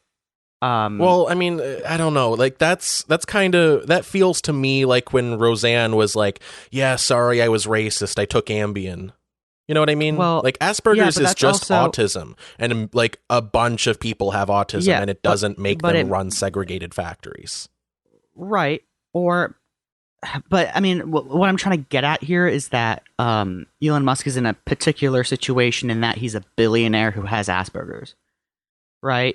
And everything he does and says is under constant criticism, valid criticism, I'd say. But I guess what I'm trying to say is through the lens of like, this is a person who might have difficulties empathizing and sympathizing with people. And may not I'd say he emotion. Needs to work through that. He needs or get to deal some people with that. who can help him deal with that, right? Yeah. And if it was his private life, like if he was just an average person, like or even still a billionaire, which would make him by definition not an average person, but if he was just privately like, hey, I got these issues or whatever, like that's one thing, but no one asked him to buy Twitter. Like no one asked him to do also, all this. To that point too, you're not free from repercussions. So like I get that he has Asperger's and that may make him a little bit more harsh with people or harsh about things. Yeah. But that doesn't free him from the criticism that he gets from it. Yeah. What I'm trying to get at is that it takes out that amount of surprise for me. Sure. Right? Where I'm not like, if he says something off the cuff that's like, whoa, Elon, what the hell? I'm not surprised. Yeah, my issue lies a lot more with what he does, like his actions. Right. Because like, it's like I wish I had... Or even actions too. Like the whole burger of Elon Musk, the whole Elon Musk burger. You're right. But, well, what I mean is like, you're still responsible for what you do. Oh, of course. Yeah. And I wish that I had articulated this better in the moment. But when the last time we talked about Elon Musk, which by the way, great episode. Listen back to it, listener. If you haven't listened to it, if you haven't listened in a while, it aged very well. But when I was talking about how he like benefited from apartheid, like his wealth came from like child labor and apartheid labor. Like for sure, it's not just a problem that's where his wealth came from. Like you can't hold that against him personally, but what you can hold against him personally is what he's done since then. Like, he has this narrative built around him, partially from what he's said and done, and partially from what people around him have said about him. But he has this narrative that he's like a self-made billionaire. He has this narrative that, like, you know, he is literally on the floor inventing cars. Right. Well, and here's the funny thing too. The dude who invented the engine that's on the Falcon 9 is currently retired. Yeah. You know why? Because he got a big buyout. I mean, okay, I wouldn't say a big buyout. He's working for SpaceX, but Elon Musk didn't invent the engine. Exactly. He went to a fucking rocketry club in California, which, of course, being in California in Silicon Valley is like a rocket club on steroids. Right. With like literal geniuses work like just doing this for fun. Yeah. And he found the smartest guy there and was like, "Hey, I'm starting a rocket company. Come on, let's do this." And they made, granted, a revolutionary rocket engine. The only credit you could really give Elon Musk for that is getting the right people in place, but you can't blame him for the Falcon 9 having been invented. Right. Well, it's like if you tried to say like Steve Jobs invented the iPod. It's like, yeah, technically he paid people and told them to invent the iPod. Like, he has a role in that. You know, he threw the prototype in the fishbowl and he said there's air bubbles coming out, make it smaller. You know, he motivated the process. But, like, you can't really give him the singular credit of inventing the iPod. Just like with Elon Musk, he has this, like, narrative built around him that he's literally Tony Stark. And he's, like, inventing all this stuff when really he's just paying people to invent them and then taking the credit. Mm-hmm. He's like Thomas Edison in that, like, he does have a background in engineering, I believe, but it's not like he's doing the engineering at his companies. Right. I think the only thing Elon Musk can be given some credit for is like just a general interest in what his designers are doing. Sure. And like, okay, cool. But you're not the one making the decisive decisions here. Yeah, that's exactly my point. Yeah. Like, and like, you can tell someone to do something, but like, you can't take credit for them doing it just because you told them to do it. Right. But anyway, I'm happy to say, melancholy, I guess, to say that the inventor of the Falcon 9 engine is currently retired. The reason I say melancholy is because I wish he would just keep doing stuff and keep making stuff. I mean, I am fully on board with any one person having the ability to like retire you know, off of their work, you know? Yeah. Like, for sure. I like the idea of, you know, someone being able to like not have to work for a wage for the rest of their life. Like that's the ideal. That's what I want. That's what I want for other people. So yeah, I'm happy for him. You know, but like, also, I'm curious too. I mean, I've never heard Elon Musk claim that he invented the Falcon 9. I've heard him say that the work that he does with SpaceX helped with the development of the Falcon 9. Yeah. Yeah, that's why I say it's statement. That's why I say it's a narrative built around him. It's not necessarily specific claims like, yeah, I invented the Falcon 9 rocket. Like, it's not like specific claims like that. It's the reason I say it's a narrative is because it's a general like vibe. This idea. A brand that he's built for himself. He's built this brand of like, you know, I'm like real life Iron Man. You know, like he has this brand where like if you ask the average person that doesn't know anything about him, like they'll be like, "Oh yeah, Elon Musk, that cool inventor guy." Yeah. But if you ask them to point to something that he invented, they'll say like something vague like, "Oh yeah, you know, the Tesla car and the rockets," but he didn't invent those. Or Hyperloop, which was a failure and also wasn't even designed to actually work. It was just designed to defund public transport. Exactly. Anyway, I mean, I think at this point now we're just beating a dead horse. So yeah. I'll close out this segment with you know, some silver linings. You know, a little bit of an upside. So, you know, with all of the talk going on about like, you know, free speech and, you know, and all that, people have been asking like, you know, is Donald Trump going to be reinstated on Twitter? No.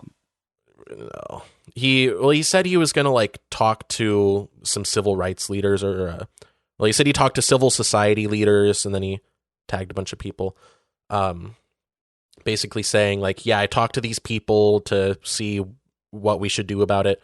And he said on November 2nd, Twitter will not allow anyone who was deplatformed for violating Twitter rules back on platform until we have a clear process for doing so, which will take at least a few more weeks. And midterms already passed, but people were celebrating that, cool. Trump and people like him weren't going to be back on the platform to do election interference. Right. And see, that's a good example of like good optics. Yeah. Right. That's a great example of like, we're going to not do this until the primaries are done. I'm not going to actively harm society. Well, the active harm of society is kind of yet to be seen. Yet to be seen in current time. Yeah. What I mean is in the immediate short term, at least with this midterm election, like he's doing the bare minimum of not putting people back on the platform that would shake up that situation. I will say actually though, like post primary time, now that we're in, a lot of Republican leaders, given that they were expecting like a red wave, they're trying to get their party to just forget Donald Trump, because Trump is the guy who like handpicked a lot of these congressional and Senate races. The election deniers. Yeah. Well, I mean, not just that, just like terrible people, just like generally bad people. Yeah. To run for these positions. Yeah. Did you see that I forget which race it was. I think it was for a specific race. But Donald Trump said, yeah, if we win, I think I deserve all the credit. And if we lose, I deserve none of the blame. Like that is like nearly verbatim what he said. The epitome of how life doesn't work. Like that's exactly. Well, that's how we've been seeing him. That's how we've been discussing Donald Trump. But now he's just saying it out loud. Right. Well, and so like even Mitch McConnell, right? I forget. This was like a couple months ago. Mitch McConnell said like these midterms will be a report card for Biden, right? If this is the report card for Joe Biden, I'd said we did pretty good. Yeah. We did pretty damn good. But furthermore, he also said that if the midterms don't go great for Republicans, it's because he didn't pick the people who were running. Yeah.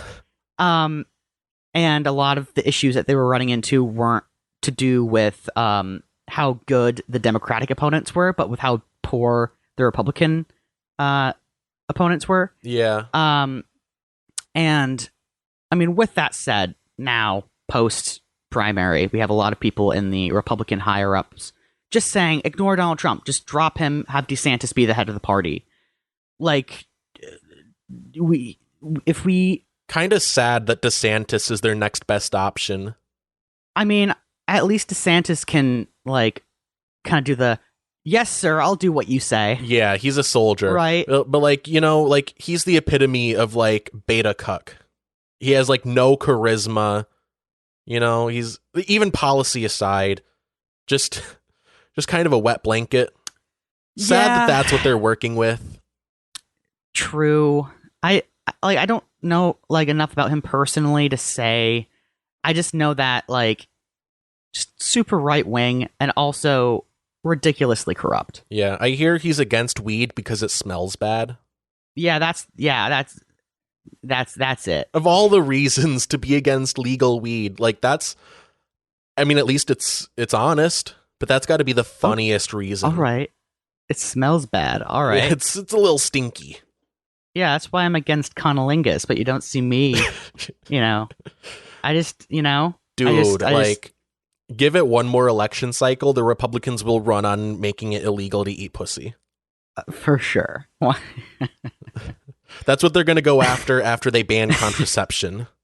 Yeah, well, I mean, and that's the thing too. Like, a lot of states now have codified abortion rights into their state constitutions. Great thing, love it. Yeah, shout out. I'm just excited to see if the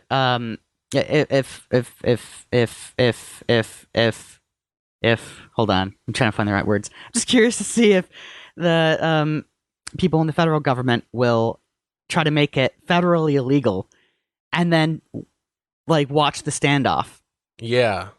Because again, it's about states' rights, isn't it? Yeah.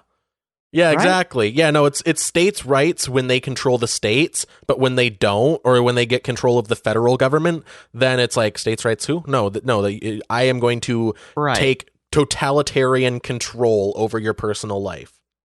Yeah. It's states' rights until they take the federal government. Right. And, you know, that's why I see people like Lindsey Graham, for instance, who will, by the way, probably punch his mother for $1. Right. Like, I wouldn't be surprised. Like, and like he said multiple times, no, we just want this to be like a states' rights issue just to like now introduce a federal bill trying to ban abortion. Exactly. At a certain point in time.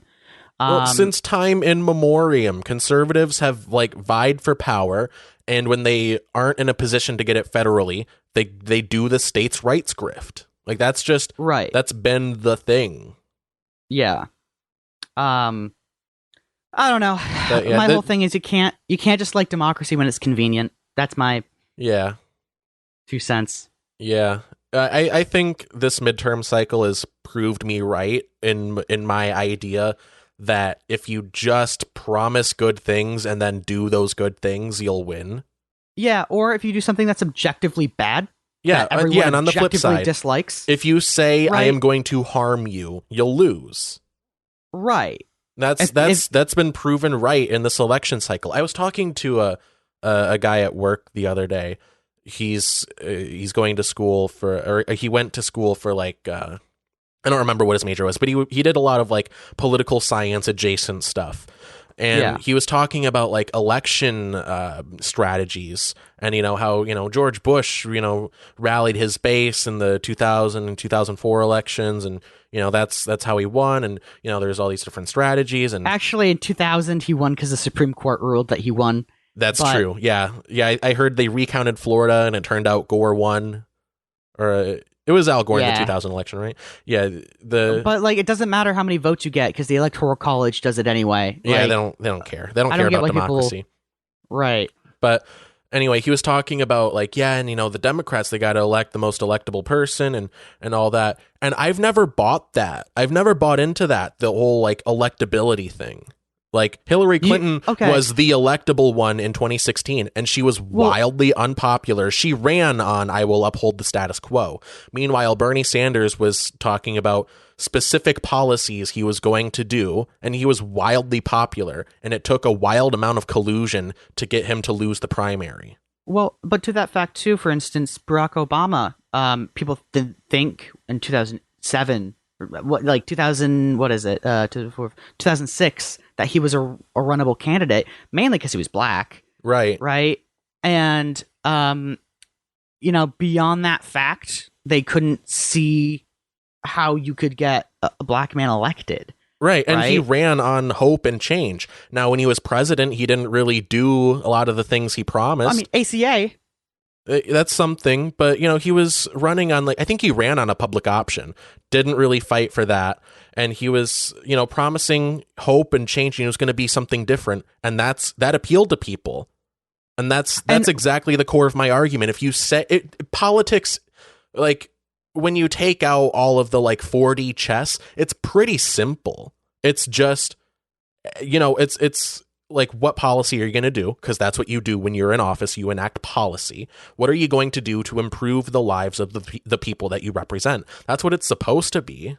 I will say, though, based on just like what I've seen in documentaries, what I've learned from like classes here, there's a stark difference between what you say, what gets you elected, and what can be passed. Sure. Right. So you can run on a public option because that will really rally your base, get your whips in order, and get you into office, right? It's a whole different ball game when you get into, I don't know, a split government, right, where you have a very thin margin of what people will agree on. Sure. Right. Yeah, there are obstacles passing legislation, but my problem isn't like that. You know, we didn't get a public option. That's not the core of my problem. The core of the issue that I see with it is that the Democrats at large don't fight for stuff like that.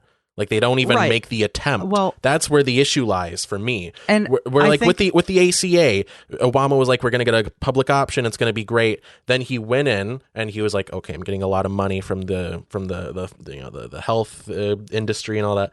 And so he was like, all right, here's what I'm going to do. I'm going to propose this policy that Mitt Romney ran on and the Heritage Foundation put together. This is the conservative healthcare plan. He proposed that, and then the Republicans were like, no, I hate you, go die, and I'm going to spit in your face. And then they like compromised on it and compromised and got it stripped down to what it became. Well, it's not even that. So it's not even, I saw this one documentary about the passage of the ACA because it was very much like a David and Goliath kind of story. What was going on was Obama realized getting a public or a single payer healthcare plan was going to be impossible to pass. You can spend your entire term trying to pass this, but you won't get it passed. You can do this other idea, which was kind of like the predecessor to the ACA, which is what you were talking about with Mitt Romney and a lot of other conservatives were pushing. And so what he did was, because he, again, has a PhD in constitutional law, so he knows how this shit is on paper supposed to work, he decided to get a bunch of people who had issues with it and talk to them and be like, hey, what's your issue? How can we change this? Can we come to a compromise? What he found out was it's not even that the Republicans wanted a compromise. They just didn't want it to pass because he was passing it. Right. Yeah. The Republicans are going to brand you as a crazy socialist no matter what. So you might as well make the attempt to pass something good. Well, because even if you have to end up compromising, even if you have to end up compromising, like, if you shoot like for the stars, you'll at least hit the moon, right? But if you're not even shooting for the moon, like what are you going to get? I mean, again, there's what you will run on and what can get passed. Well, it's not just what can get passed; it's what you have the motivation to pass. Because don't forget, we have like a huge amount of money in our political system. Essentially, the more money you individually have, or you as like a coalition of sorts.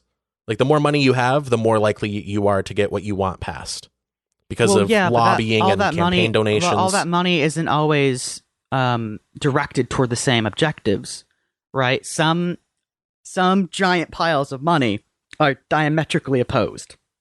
Mm-hmm. And when added together... but there aren't any piles of money advocating for single-payer healthcare. Yeah, there are. The issue is there's also other piles of money advocating for a privatized healthcare system that we already have, but the kind of the status quo. Well, right? If there is a pile of money advocating for single payer, I mean, I don't know, but I would bet that it's a lot smaller than the pile of money advocating to keep the status quo.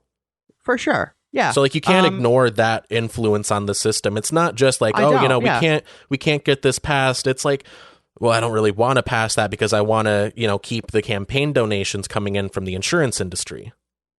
Well, and here's the thing. What I was trying to get at is there are multiple piles of money in government, in our system, that are diametrically opposed and that net zero change. Yeah. Right? Is it inefficient? If you're looking at it in a dollar per dollar sense, yeah. But the whole purpose of government isn't necessarily to be efficient. It's to pass legislation that your constituencies agree with. Yeah. And I think it's not really conducive to that to have piles of money be the deciding factor for what gets passed. Yeah. And that is really what goes into corruption. Yeah. Right? Like, yeah. So my point is that it's not just like, we got to work with the Republicans and, you get a compromise, reach across the aisle. It's not just that. It's the Democrats aren't really motivated to fight for their base. They're motivated to maintain the status quo at the behest of their donors. I mean, yes and no. I mean, I get your point. But also I would say there's a very human component in that, which is that when every problem looks like a nail, you'd want to solve it like a hammer. right? And so I think part of it is not only the fact there's so much money in it, but also because that's how they're just used to getting things done and they lack creativity. Yeah. Maybe that's just me like wanting to see the good in everyone. Yeah. Well, how long did Obama, or I guess the Democrats, like as a party, how long did they have a filibuster-proof majority? Like they had like a good chunk of time to pass essentially whatever they wanted. Barely passed. Yeah, the ACA barely passed. But he had a supermajority for like a few months, right? Right, but because Obama, being a dude of like PhD in constitutional law, and a person who has like principles of how he would like to get things done, because I think with a lot of Democrats, it's not what you get done, is how you get it done as well that matters. Instead of just kind of pushing through legislation, regardless of how the other side feels, he wanted to have a discussion about it. And if he could make something that was actually mutually beneficial, maybe, because for as far as he knew, the Republicans actually had a good point on some things, right? And that some of the things that he was proposing actually wouldn't work, and that's what he wanted to explore. Yeah, I don't know. That feels like kind of an excuse, because the Republicans will never consider the feelings of Democrats when they pass their legislation. They're never going to consider that. So, like, in participating in that system, you kind of have a duty to match them on that, right? Or else you're slanting it heavily in the Republicans' favor.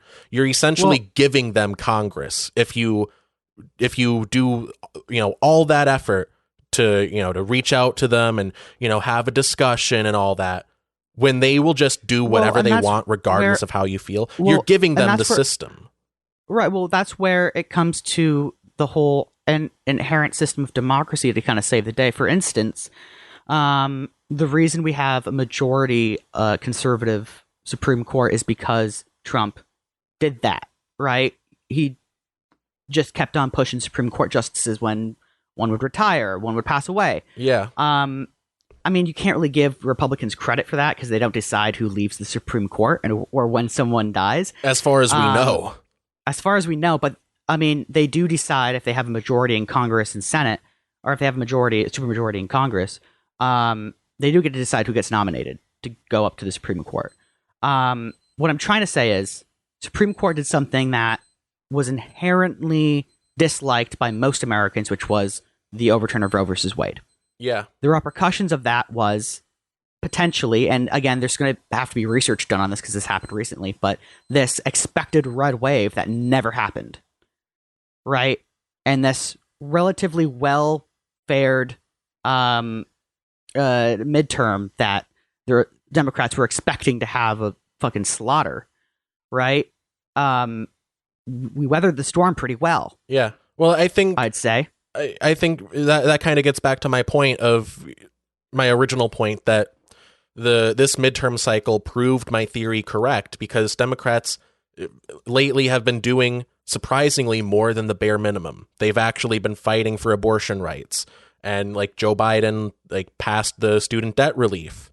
Now it's kind of being torn apart and it's being attacked a lot, but he at least got it through. He got something done. Yeah, Democrats for sure. And that's because not because he had a debate with anyone on the student loan debt forgiveness. It's because as the chief executive of the executive branch, he has the power to do that single-handedly. Yeah, that's good. That's good. If the Republicans are going to do anything they can to pass their agenda, you have a duty to do the same for your agenda, or else it throws the system out of balance.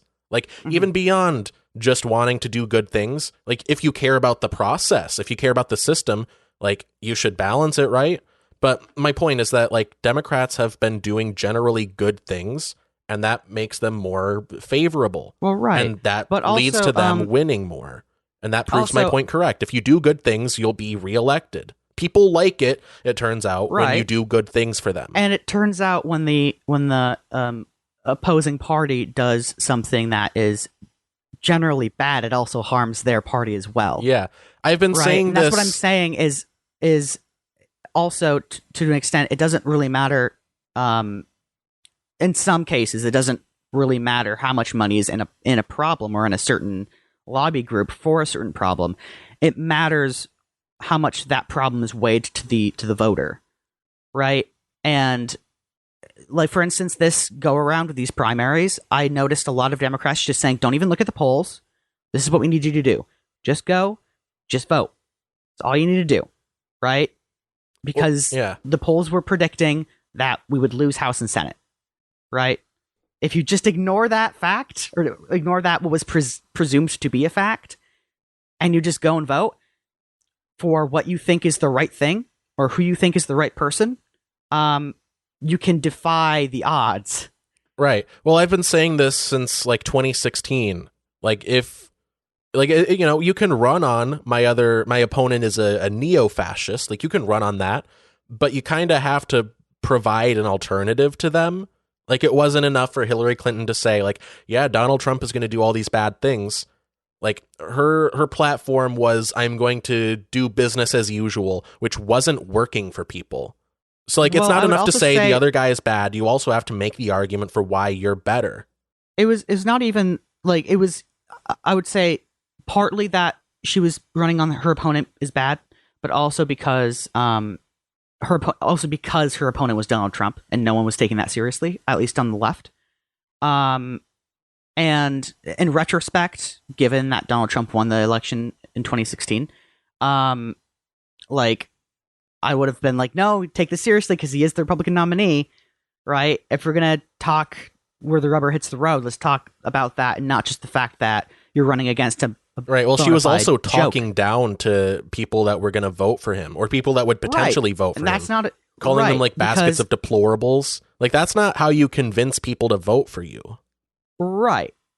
And that was also kind of under the impression that the polls they were getting about who was supporting Donald Trump wasn't the people they were after anyway, right? There weren't those weren't brains you're gonna change their minds. Well, there was a significant number of people that voted for Obama twice that voted for Trump, right? So clearly he was speaking to something that was like nonpartisan. Like, people generally were, you know, feeling disaffected by the status quo. So you can't campaign on maintaining that very same status quo. As bad as a candidate, or I guess as bad as a politician Trump was, like, he still managed to speak to people's very real frustrations in a way that Hillary Clinton never could, because she's very, like, out of touch. She doesn't care about the average person. She doesn't she doesn't know, like, the struggles of regular Americans. Right, but she does know, like, and I know I'm going to say this, people will be like, she's not fucking honest, but she knows how to speak without having those, like, those pesky, what are they, logical fallacies, right? Because that's kind of generally how Democrats like to communicate, you know? What do you mean? It's like not having, like, a scapegoat in your argument, right? Or not having red herrings, or no true Scotsman fallacies, right? Where, like, that's kind of the audience that the Democrats, at least from what I could pick up in 2016, were trying to get at least coming off of the Obama administration, that was trying to run off of a administration that was transparent with their constituents. And the Trump supporting folk either didn't know about logical fallacies, and I'm not saying it all came down to logical fallacies, but you can hide a lot of crucial information behind a logical fallacy. Wait, so who's using the logical fallacy? I'm kind of, like, confused here what you're saying. So I'm saying Trump either intentionally or unintentionally was using logical fallacies. Not saying that was the only reason. Well, like, what fallacies was he using? Oh, like, if one of his supporters did something that was objectively wrong and adipose to what he was running on, no true Republican would actually have done that. Yeah. Right? No true Scotsman. Yeah, it's the same thing that they do to this day. Like, after the guy attacked Paul Pelosi with a hammer, like, Charlie Kirk the next day was like, yeah, you know, he's not really a real MAGA Republican, although it would be really cool if a MAGA Republican did bail him out. You know, what he did was cool and awesome, but also he was a gay lover. Okay. Right, but you can hide a lot of shit behind that. Yeah, right? Yeah, that's what I agree. Like they're still doing. And that. what I'm trying to say is, I don't think, from what I picked up in 2016. Again, that was like 8 years ago now. Wait, 6 years ago now. You know, I didn't see. I saw Hillary trying to be transparent in the sense that she was just going to maintain the status quo, which with relevance to the Obama administration, pretty good. Okay, sure, right? Yeah, I mean, honesty is a good quality, but not if you're being honest about how just milquetoast you're going to be. Like, I mean, it's fine being on it. Like, it's cool, but I wish that she was different. I wish she wasn't milquetoast. I wish a lot of people were. I wish a lot of people would actually like push the envelope a little bit. Yeah. Right. But the thing is, the people in the Democratic Party were very, even now, very comfortable with Obama. Some may even go as far as to say, what's the word? When you're too comfortable to the point where you won't change. Oh, complacent. Complacent with Obama. And to have someone come up there and kind of shake the boat on something that's already pretty comfortable. Like I get your point. Well, pretty comfortable, like I guess for wealthy liberals. Like the status quo wasn't comfortable for most people. True. Like people were like homeless out on the streets, having to work multiple jobs and barely get by. In 2016. Yeah. Yeah, for a lot of recent history. Okay. For like, as a result of like neoliberal policies, like, you know, Reagan like ruined everything, and like nothing really like fixed that. Like as many reforms as there have been to try to roll back a lot of the, you know, the horrible stuff that Reagan did. Just as an example, you know, like not to say Reagan is the only person that's done bad policy or he's only done bad policy, but like as an example, Reagan, you know, ruined a lot of people's lives. He ruined a lot of the economy. And like the level with which he ruined stuff, like it hasn't really been unruined enough to compensate for that. So people are still affected by that and people are still hurting. And it's kind of like a privileged perspective. Like it's a really like rich white liberal perspective to be like, yeah, you know, things were fine. I don't know why people voted for Trump. I thought that my life was good. Like it's just a really privileged, out of touch perspective. Also because Trump wasn't trying to rally those kind of people, right? He was trying to rally the people who were unaimed and angry. Which, well, that's what I'm saying. People were angry at the status quo. People were angry at how things were going. They weren't, you know, seeing any, you know, help. True, and but also he spoke to he spoke to genuine frustration. Even if he like didn't have solutions, he at least matched their vibe. I mean, he matched their vibe, but he also was like using like logical fallacies, right? Like, I mean, I'm not putting a value judgment on that. Like, he did bad things to appeal to them, but like he still appealed to them. Well, also to that point, if change could happen overnight, and if all men were angels, we wouldn't need a government. But no one's asking for change overnight. They're just asking for an attempt to change things. So it's not necessarily that they want change; they want the attempt of it. Well, they want the change, but like, the frustration is that Democrats, you know, more specifically, don't even make the attempt. They say things like, "Hey, yeah, you know, the Republicans are blocking the stuff," and it's like, well, we don't even see you trying. Like, you're not making the attempt. You're not going out there. You're not campaigning for this stuff. You know, because, for instance, like, yeah, you could go out and campaign, but the people who are already blocking it, like, usually aren't on the steps of a primary. You're not gonna change the fact that you're going to be eating a struggle muffin in Congress. Sure, but you can put public pressure on people. There are things that you can do. You can at least make the attempt. If you, let's say you get elected, even if you can't get anything passed, if you can show that you're trying, if you can show that you're making the attempt, like, hey, this is the legislation I proposed. These are the people I could get to vote for it. These are the people that voted against it. You can see I'm trying here. That'll get you reelected, and it'll get the people that are opposing you. It can also be out. Well, to that point, like I have no issue with people trying, but there's but what I'm saying is, there are optics involved with that, where trying too much can be seen as pandering, and trying without any repercussion or any effect can be seen as lying. Well, what I'm saying is, if you can show the receipts that you're making the attempt. And you'll probably end up getting things done if you try enough. A lot of people don't care to look at the receipts, Alex.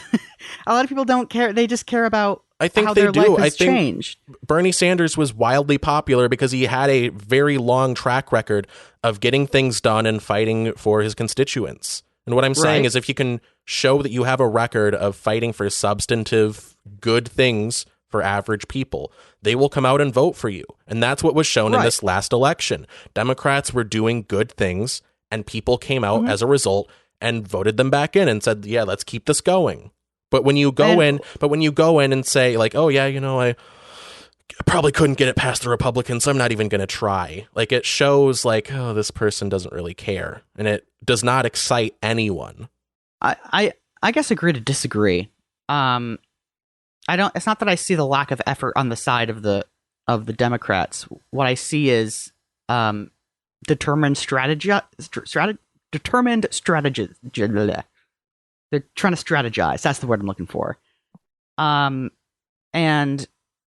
to what effect that's working, I'm not sure. Clearly, we're seeing the same thing, but attributing different factors to it. But I mean, I guess I would prefer something good, generally good, that was passed in its entirety or most of its entirety, rather than a bunch of half-assed attempts. Well, like, what do you mean half-assed attempts? Like, it's not like I'm writing on a napkin, do good things, and handing that off to the legislator, like to the legislative body. Like, it's not like some half-assed thing. It's like I don't know if you understand what I'm like getting at. The Human Rights Act. The Human Rights Act. Not Human Rights Act. It was gendered right. It was just a gendered rights act to make sure that legally men and women were treated the same under the law. Okay, what about that? Democrats tried to push that through. Tried, being the thing. Wait, miserably failed. I forget. See, I can think of examples. I just forget temporally where they're placed in terms of when. Well, is this like last 5 years, 20 years ago? Last 5 years for sure.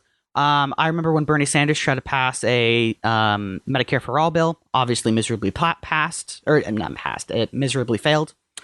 Yeah, because he doesn't have the support of his party, and obviously he doesn't have the support of Republicans. But but he was out there campaigning, was he not? Yeah, but then why didn't it work? Well, no one single legislator can get things passed. I understand what you're saying. No one legislator can get their entire agenda passed. I'm talking more systemically, like if the party, like if they were to like act as a unit, like the Democrat. I'm not saying like, Josh Hawley should go out there and do whatever. Like, I'm saying if the Democrats acted as a let's say like a political party, if they acted as some kind of political party and had a good platform that like they would be able to show that they're fighting for, like if they worked together and said, hey, I'm going to do this list of good things, and then they could show that they were fighting for those good things, and maybe they passed some of it. But what I'm saying is if, for instance, the Democratic platform, they have like a whole like thing, like a whole written out thing about the Democratic platform.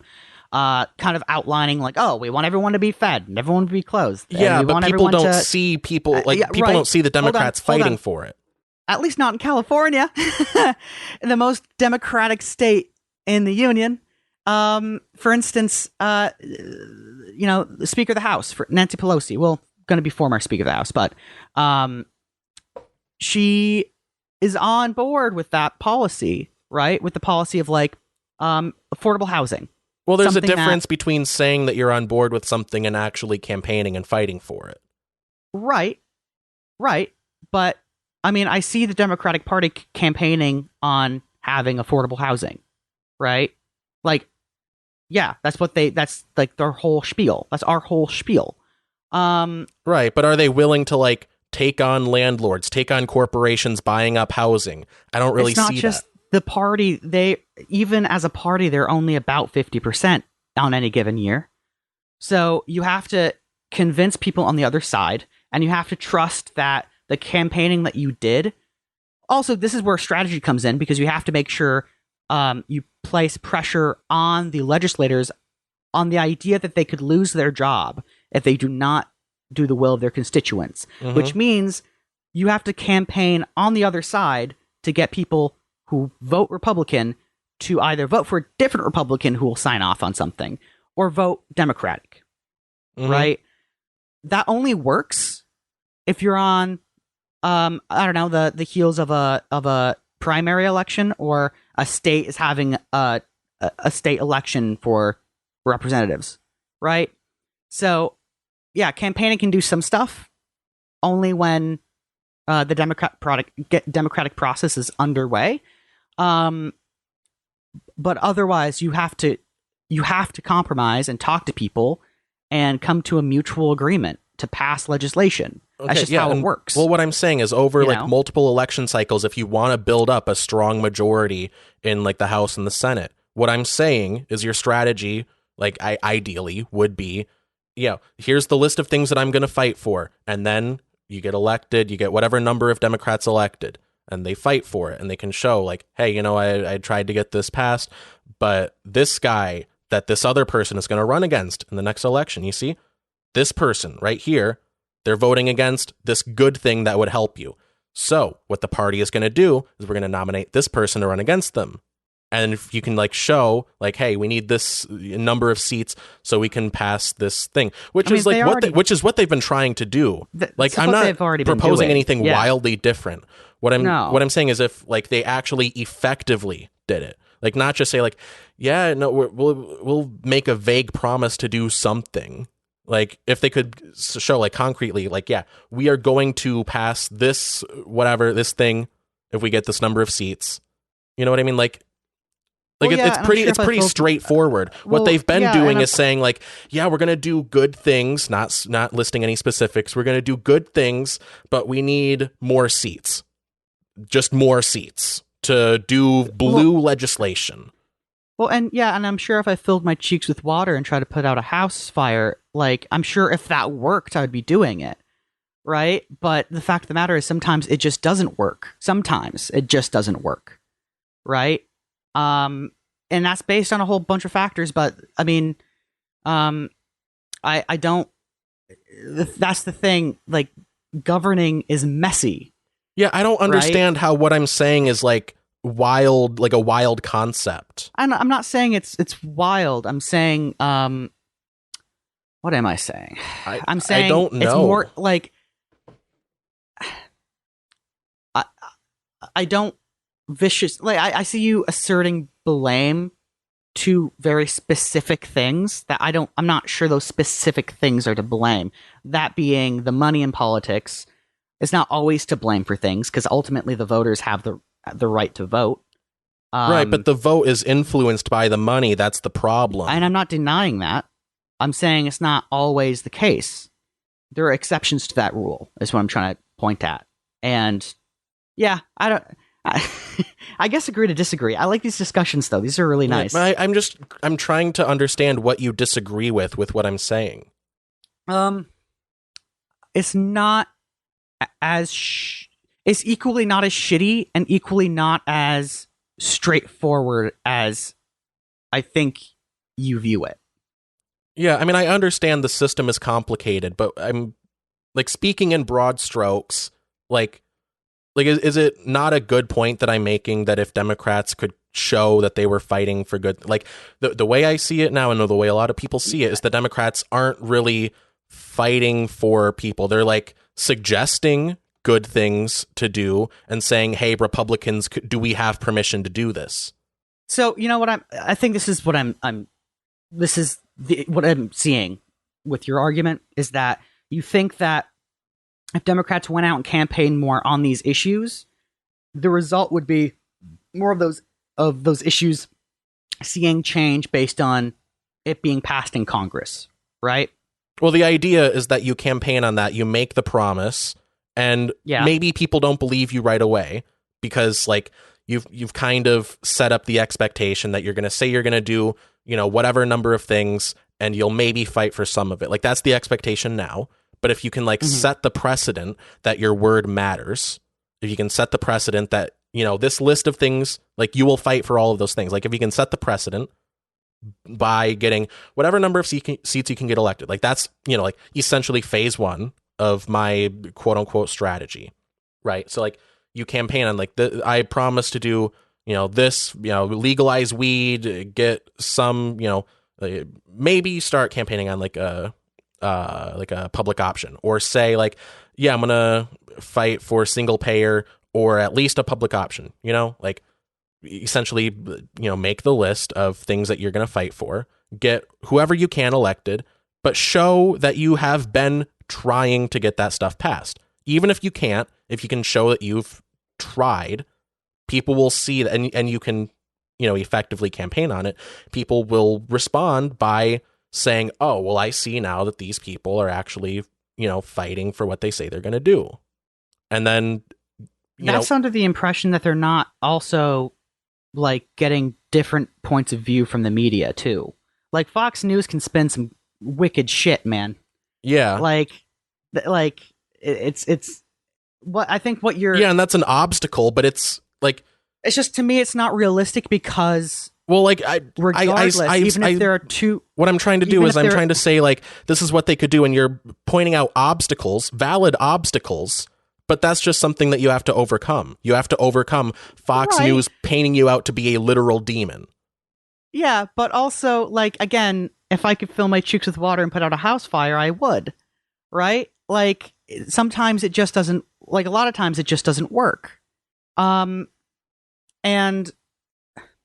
It, to me, that's if you want to have a platform that runs in single payer healthcare, affordable housing, Medicaid for all, whatever the case may be, cool, get in line. A lot of people are already doing that, and it's not working.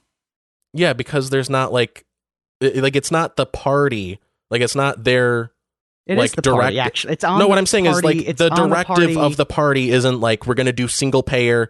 We're going to, take on corporations buying up houses and renting them back for exorbitant rates. It is on the party platform that they have a whole written up thing on the party platform that's on it. The issue is not. If it is on the platform, agrees. If it is on the platform, they're not fighting for it. The party at large isn't fighting. Maybe some more progressive, more left Democrats are individually, but what I'm saying is collectively, the party, if they were to fight for those things and be able to show that they are fighting for it, they'd be able to get more seats and they'd be more capable of fighting for it.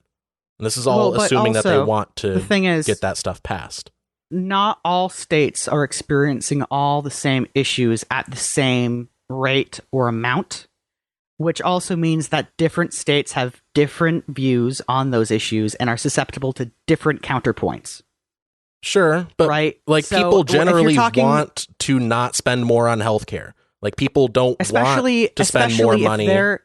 Especially if their constituents in those areas may not be struggling with healthcare at the moment, right? They don't see the issue, and then they're more susceptible to the fear mongering. What areas aren't struggling with healthcare?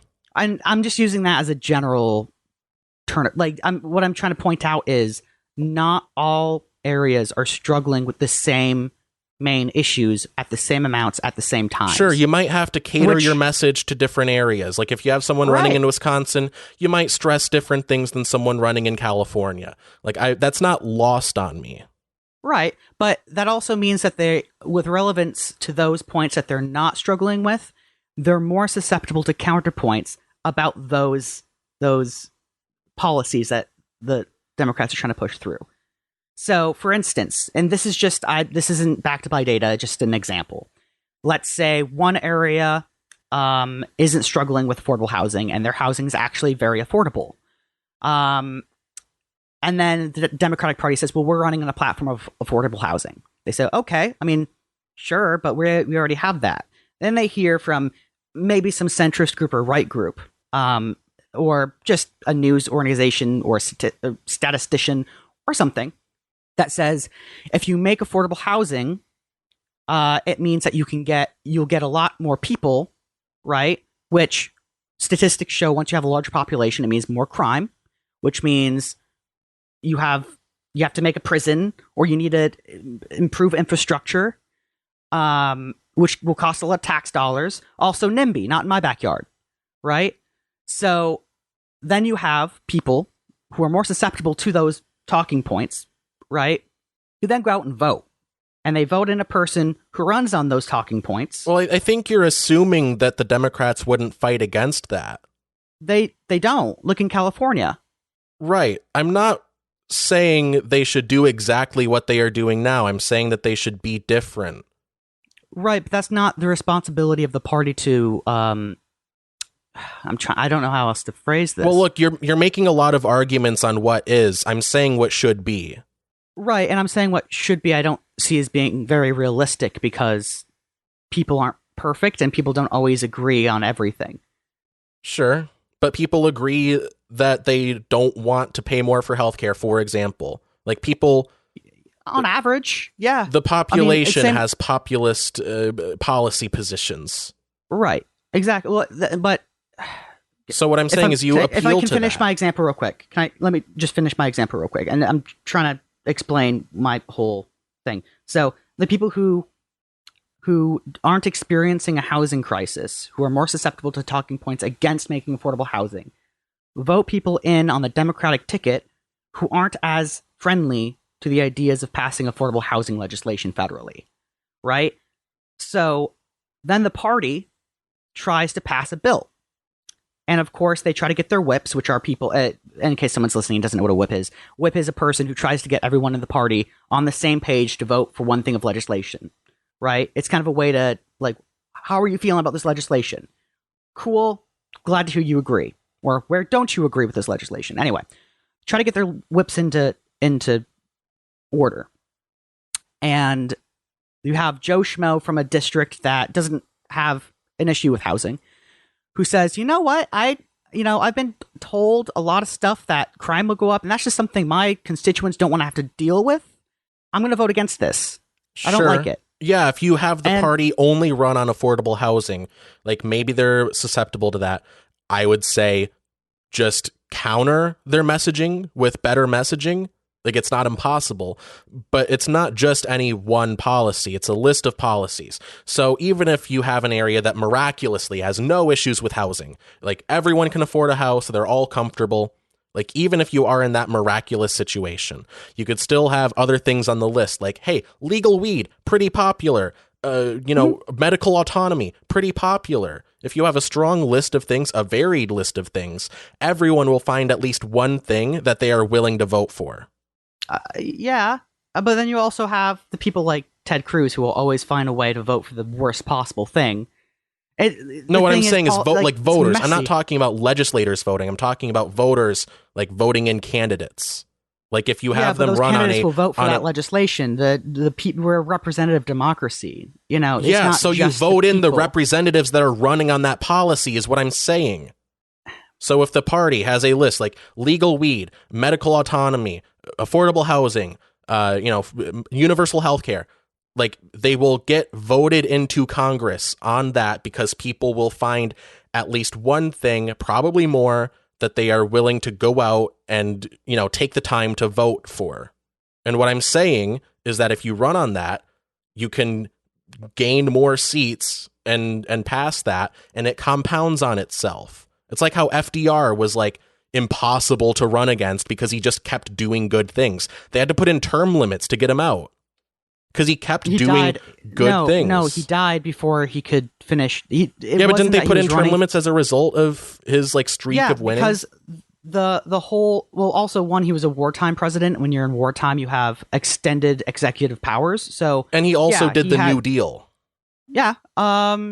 True. And then he was kind of rescued by the war as well. A part of the New Deal, too, before the war was happening, for instance, they had a whole thing where, like, at national parks, for instance, they would have one team of guys go out that they would pay to go out and spread out leaves, and another team of guys who were paid to go and rake them back up. And in the morning, they would do it again.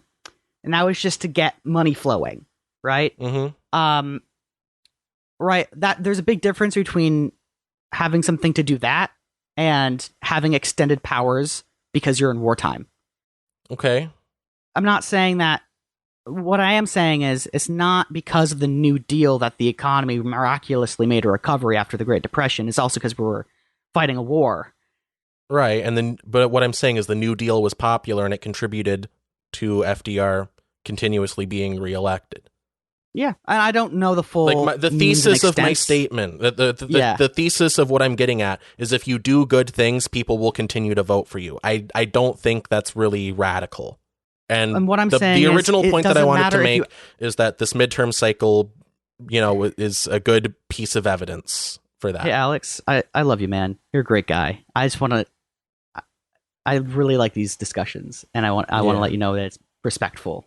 Yeah. So I guess my whole thesis is like it's a lot more complicated than that, and like I agree with you.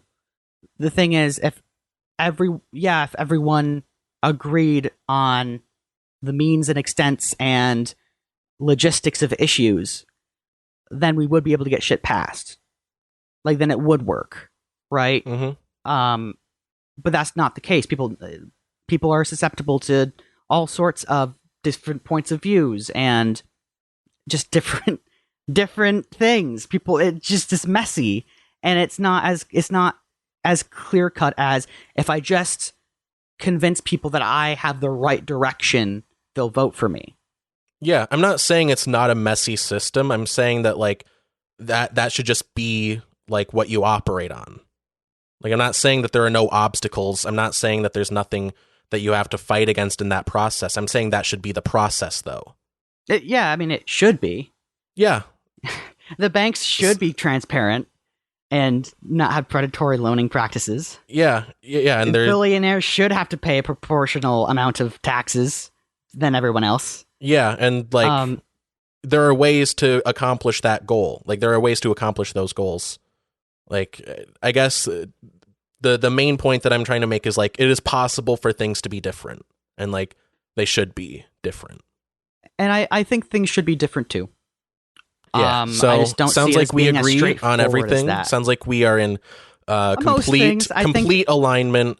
We have no disagreements with I think each this other. is a great example. So we are kind of 2.5 hours collectively into this session file. So we watched a movie this week. We watched a movie. Oh, a movie that desperately fucked me up. Yeah. You were telling me you had gone like a full day without sleep. Like over 24 hours. Yeah, like so the movie we watched this week was hours. Nope. Jordan Peele's Nope. So people, just a little viewer discretion is advised thing. Don't go a night without sleeping and then watch a fucking monkey maul people to death. Yeah. Generally, don't go a night without sleeping. But if you're going to, don't cap it off with a chimpanzee murdering a whole set of people. Because that will fuck you up. Yeah. So, I mean, at first, when I was watching this, I was like, shit's boring. Yeah. Yeah. A bunch of horse people. Yeah. You kind of have to go in with the right expectations. Because, like, it's kind of, well, like, if you've seen Get Out, the same guy that did Get Out, it's like, it's horror, but it's kind of abstract, like, there's a lot of sequences that don't literally make sense, but like if you view it like viewing a painting, like if you look at it like as a piece of art, it makes a lot more sense. Right. So like there were a lot of things like in the beginning that were definitely things like, oh, that's like, I know this is a horror movie, so that, like I'm already gauged for that. Right. Like the stuff falling from the sky, hitting in the beginning, like hitting the guy in the things don't just fall from the sky and then penetrate 5 inches into your skull. Right. Yeah. Right. Like that's especially like a coin. Right. From the little park across the way. Yeah, and they just chalked it up to like, it must have fallen from a prop plane. Yeah, things don't fall. Yeah, things don't fall out of a prop plane at Mach 2. Right. It's not how it works. Yeah. Although it does make sense that they kind of sweep it under the rug, because one, it's the police, and like the police they're not great investigators. And two, like there's no reason for them to believe there's a spoiler alert, a giant space creature that is throwing up inanimate objects. Yeah. So, that happens, and then, you kind of see like this small business struggle for this like horse. What would they be called? Horse trainers / breeders? Trainers, I think, is more accurate. Just trainers? Okay. I did like wranglers. So I was one might say. I guess perhaps. So like when I was watching it again, sleep deprived, I remember just being super fucking pissed that all these like camera people weren't listening to the fact, like, it was like, hey, so don't shine bright lights into its eyes. Yeah, I hated that. Don't look into its eyes. Because it's an animal that can kill you. Because it's an animal. It's a sentient, variable definitions of sentience, but like it's alive and thinking. Yeah. So, and surrounded by a bunch of predators. Yeah, it is just a creature. Instinctually knows. This is a creature. This is a creature that knows that it's surrounded by predators. So don't do these things and not be threatening. Yeah. Right? I hate it in movies when like they have a scene with people that make movies, like Hollywood types. Dude, I don't think if I got famous, I don't think I could be in Hollywood. I don't think I wouldn't make it. I wouldn't. I would be like, cool, I'll be in Seattle, Washington. Yeah. Call me when you need me. Yeah, I could never. But yeah, they're just like, yeah, okay. So he's like going through the list, like, yeah, don't like look it in the eyes, don't shine it anything in its eyes, don't whatever. And then they're like, oh, okay.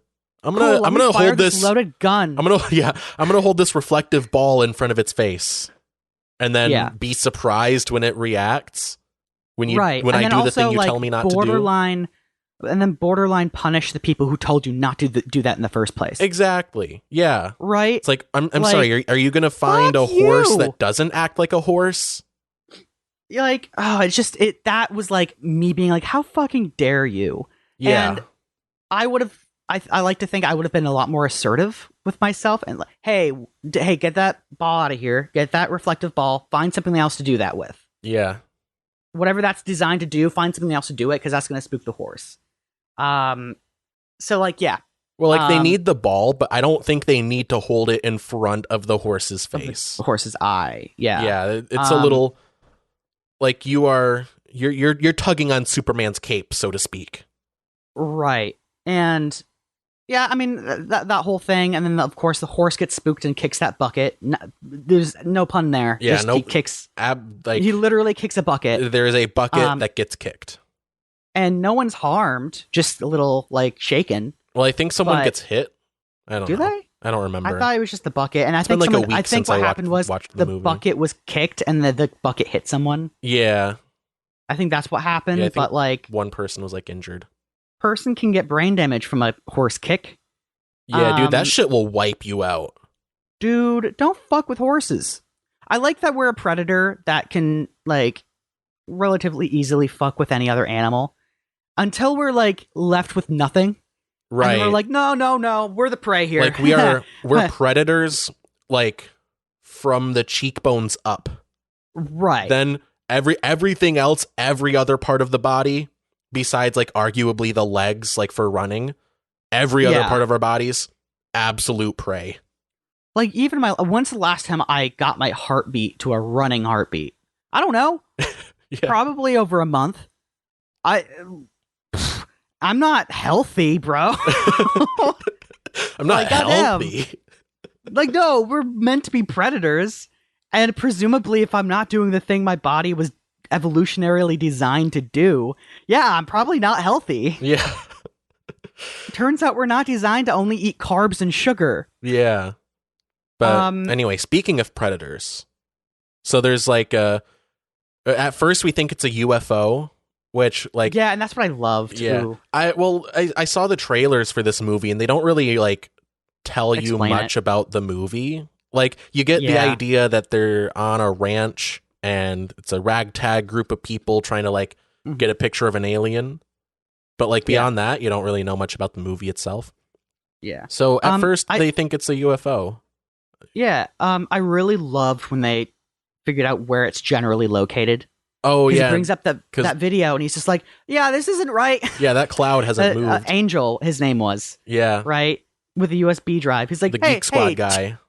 Look at this. No, tell me when you see something weird. And he's like, yeah, that's a photorealistic cloud. That's just not moving or doing any. It's literally just sitting there. Yeah, and make sure you stop the footage right now. Stop it. Stop the footage right now. Stop.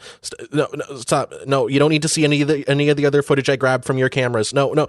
Why is there a video of my sister in the shower? Angel's like, hey, let's focus on the UFO, buddy. Yeah. I loved that bit too. If you're listening, and you have the power to spy on someone else's cameras, don't do that. Don't be like Angel. Unless you're the NSA. Unless you're the NSA, in which case, don't hurt me. Yes. Or the Department of Homeland Security, or the U.S. military. Yeah. Don't hurt me, please. Yeah. Yeah. Take a picture; it will last longer. Yeah. But I love how when they're like kind of staring at the cloud, because now they're literally looking at the cloud, right? And the guy's like, "Wow, I can't believe you have a UFO outside of your like ranch." And he goes, "Not sure it's an alien craft." Yeah, because it like moves like a stingray. It moves like a stingray, and also when things get sucked up into it, you can hear the thing inside of it. Yeah, like metal would stop that. Like I don't see how an alien can stop photons from coming off of its body, but it can't stop sound. Like my headphones do that. I can hear its tummy rumble. I can hear. Oh, dude, that was fucking weird. So, yeah, I guess when it eats things and the thing is screaming inside of it, you can still hear the thing screaming as it's flying around. Yeah. Which imagine like all the screams from a roller coaster, except it's in like a plane or a UFO shaped thing. Yeah, and it's not like roller coaster screams. It's like I'm being digested screams. Yeah. The only thing I was wishing for them was that, like, I really hope they either pass out from lack of oxygen and G-forces before anything painful happens. Yeah. You know? Yeah, just for their sake. Just for their sake. Yeah. Also, I'm not sure if the alien digests them based on, like, crushing them or based on, like, a digestive enzyme. I think it would probably be interesting. An enzyme. Yeah. I mean, maybe. Could be something wildly different. We don't know. It's an alien, probably. Well, that's the thing. I don't think it's an alien. Yeah, I mean, yeah, that's what I was thinking after watching it. Because, like, they do keep it pretty vague, which I appreciate. Like, you don't have to explain everything. But, like, we don't know where it came from. We don't see it come from space. Could be, like, an ancient creature that was, like, dormant, you know? Yeah. I also love their strategy to get this thing on camera. Yeah. Like, the epitome of improvise, adapt, and overcome there is just like, ooh, I love it. Especially they had that TMZ guy come up on the motorcycle. Oh, yeah. Dude, I was waiting for that guy to get eaten. Oh, dude. I was like, fuck this guy. You know, if you work at TMZ, you deserve death. I'm sorry. Okay. And I will not... And... Hold on. And when I am president. I was expecting his bike just to slowly stop working. Oh, yeah. So here's the explanation I heard from why it just like stopped on a dime. So the only thing we have to compare the way the alien takes electricity from nearby objects is the way that like stingrays and fish kind of have that ability to a certain extent, because the medium that they're in is a lot more conductive to water. Mm-hmm. Or the medium that they're in is a lot more conductive to electricity. Water does a good job conducting water. Especially salt water.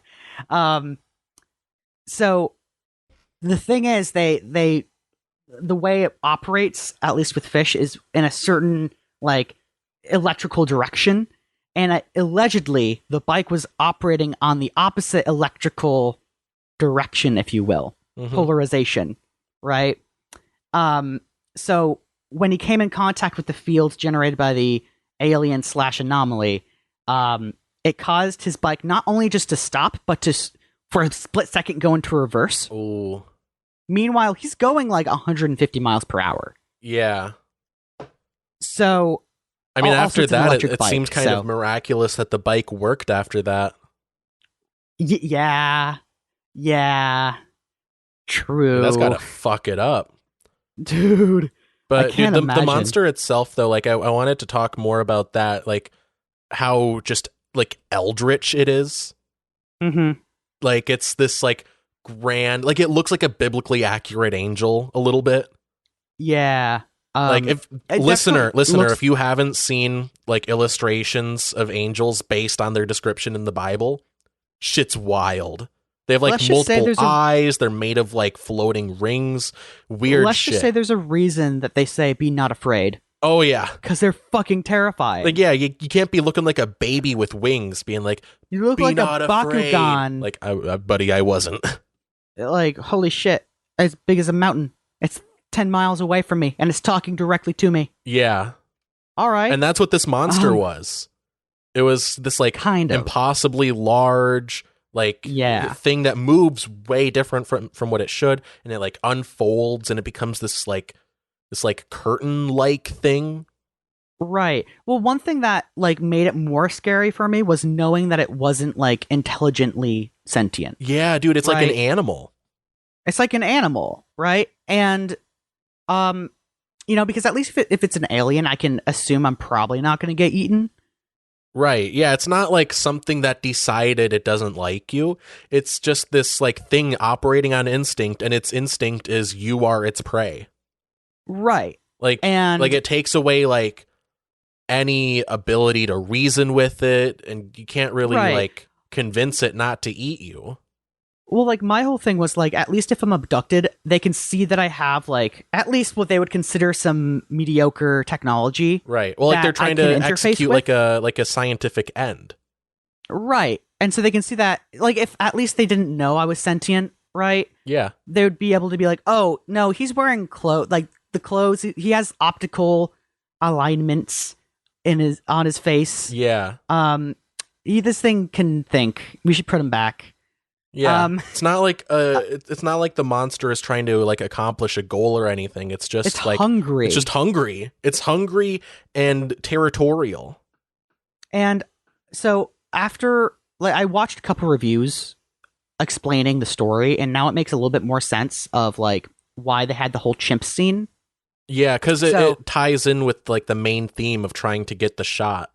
But also believing that you're on equal footing with a predator. Yeah. Right? Or that you can make a predator operate on your terms. Right, yeah, the horse, the monster, and the chimp all have, like they all serve that theme. Like, well, I mean, horses aren't predators, but, I mean... Well, I guess broadly speaking, idea, they're, like, a creature, you know? Yeah. Like, not necessarily predators, but, like, you know, the horse, the chimp, and the monster, they're all, like, animals. And like, you can't really make an animal operate like a person. You can try to constrain them and, you know, train them to do what you want, but you can't really, like, you can't take away that animalistic nature. Right. So I just want to explain the chimp scene real quick, because holy fucking shit. Yeah. The first scene of it is spoilers if you haven't seen the movie. Spoilers. The first scene of the movie, and this threw me for a second because I was like, what? Am I watching the right movie? Yeah, I didn't know that was going to be in it. I knew nothing about the chimp or most of the movie. Like, I stayed away from it. And so the first scene of the movie is literally this chimp. You can see it's bloody and visibly frustrated. Yeah. Taking off this party hat, and it's in a sweater. And you see this lady laying down next to the couch. She's kind of obscured by the couch. Yeah. I think you can see, like, the bottom half of her body. And the monkey's poking at her foot because it doesn't know really that it just killed her. Yeah. Like, right? It doesn't have, like, a concept of, like, of death. Beating someone to death. Yeah. Especially because, like, its version, like, what it did there was just to be like, hey, don't fuck with me. Right. And they didn't realize, like, the chimp didn't realize that we are bags of jelly. We are bags of what's the word? Privileged jelly. Yeah, privileged jelly. Right. That's exactly. Even by like bare bones evolutionary sense humans that were on the like without houses and we're just hunters and foragers. I'm writing that down. Bags of privileged jelly. That would be a fire episode title. Yeah. Anyway, so then it gets into the movie, but then later on we meet a guy named Jupiter, who is the kid who was on the set when it happened. Essentially, there's a scene where they bring out a birthday gift and they open it, and it's balloons come out, and it's the chimp inside of the and of this the box. This is for filming a sitcom, by the way. Right. If the listener doesn't know, a fake sitcom. Well, like a sitcom within the universe of the movie. Right. Yeah. What I'm trying to say is that didn't actually happen. Yeah, it's based on like a few point. true stories, but like that exact incident, it's fictional. Anyway, a balloon pops because they have hot stage lights. Right. And I guess something from the chimp's past fucking set it off when it heard the loud bang. Right. Or just being a chimp. Or just being a chimp forced to act like a human. Yeah, and being startled. Yeah. Like, I don't know about you, but it would, like, when I hear loud noises, I just maul the person's face off next to me. Dude, I'm happy I don't have nukes. Because if I heard a loud bang, listen, these coordinates do it now. Yeah, if I'm on the bus next to you, you better not honk your horn. Exactly. So the balloon explodes, and, like, it's jumping between Jupiter, who's the kid in the sitcom, and Jupiter as an adult. I thought his name was Juniper. Park. Juniper? Was it Juniper? Yeah, I think so. Okay. But Juniper as an adult is still dealing with mental shit. He can't actually talk about it. He has to talk about it in, like, the third person, or as though he's referencing a different event. Yeah, well, like, he talks about it like, oh, yeah, you know, this guy, he went crazy. Oh, it was pretty wild, let me tell you. But meanwhile, like, you see the flashback, and it's this, like, very extremely traumatic event. Incredibly dark. And, like, even, like, when... Okay, I'll get into that later, but... So, the monkey goes apeshit. Yeah. No pun intended. He's credited as Jupe. Jupe? I mean, okay. Like, that's his enough. nickname. Like, Ricky Jupe Park. Okay. Incredibly beside the point. Yeah. Monkey goes crazy. Ends up, like, ripping off his co-star's face, who is, like, roughly his age. And then it knocks out the mom character in the sitcom, and she's lying next to the couch. And she starts to wake up. The monkey's sitting on top of the couch. Yeah. And she starts to wake up like, oh, fuck my head, right? The monkey, not digging the fact that she's awake, gets off the couch and beats her to death, man. Yeah. Like, off camera, but, like, you hear no music behind it, just the sound of a monkey just fucking beating someone. That makes it scarier, the lack of music. Yeah. And then the fact that it's not like you see Jupe as... in a sense that, like, you were a third person, like you're a camera in this. Like, no, you're seeing this from Jupe's point of view. Yeah. This is POV, guys. So, monkey beats her, and then she's struggling a little bit, and then you hear, like a crunching, wet crunch sound, which is the monkey literally eating off her fucking throat. Jesus, yeah. As monkeys do, because that's what they do. So the dad character comes out from, like, a balcony area, and he's trying to tell the monkey to stop, and of course he's doing it like humans do. Stop doing that! Stop! Yeah. Stop it! And he's yelling at the monkey, because, you know, the thing that can kill you and has shown that it's willing to kill, that's gonna do it. Right. Yeah, good job. Yeah, and that, like, and it demonstrates the theme of people trying to reason with creatures and, like, not understand where, like, their level is, you know? Right. Like, not understanding, I mean, like, how you interact with a wild animal. Monkey's not thinking about the repercussions of his actions. Yeah, he just had a Vietnam flashback because he heard a loud bang. What was the chimp's name? I forget. Hold on. Gordy. Yeah, Gordy doesn't understand the social contract. He doesn't know his name is Gordy. He just knows that when he hears Gordy, he sometimes gets food. Yeah. So that's why he looks in your direction, because he likes food. Exactly. Right? So, anyway, he's like, stop it. He runs off to another room, and then you hear another person get beat to death. Yeah. Yeah, and then the chimp, like, comes toward Jupe, who's under the table. And, you know, the tablecloth is, like, draped over, so you're not looking directly out. You're looking through the tablecloth. But, like, you can still see everything. But, like, you know, Jupe is, like locked eyes with Gordy. And Gordy is, like, just kind of standing there, heading towards him. And, like, he reaches out his hand for, like, you know, the fist bump. That they always do. Yeah, that they always do. They invented the exploding fist bump. And Jupe, like, reaches his hand out. They're about to do it. They're about to not do it. They're about to do the fist bump. They're not going to do it. They're not going to have sex now. No. Because the chimp gets shot in the head. Because actually, it turns out that Gordy is super homophobic, too. Yeah. And you can smell the gay off people. Yeah, you know, say what you will about Gordy. Pretty problematic. He actually went on the Steven Crowder experience, or the Louder with Crowder. Yeah. You have to go? In a few minutes. Okay. Anyway, yeah, so reaches out for a fist bump. Yeah. Reaches out for the fist bump. Gordy gets shot in the head. And, like, you kind of get the impression through the rest of the movie that Jupe thinks, like, he wasn't about to be mauled. You know, like, he gets the impression, like, oh, you know, Gordy and I had this unique connection. But for all you know, he could have, like, ripped your face off after doing the exploding fist bump.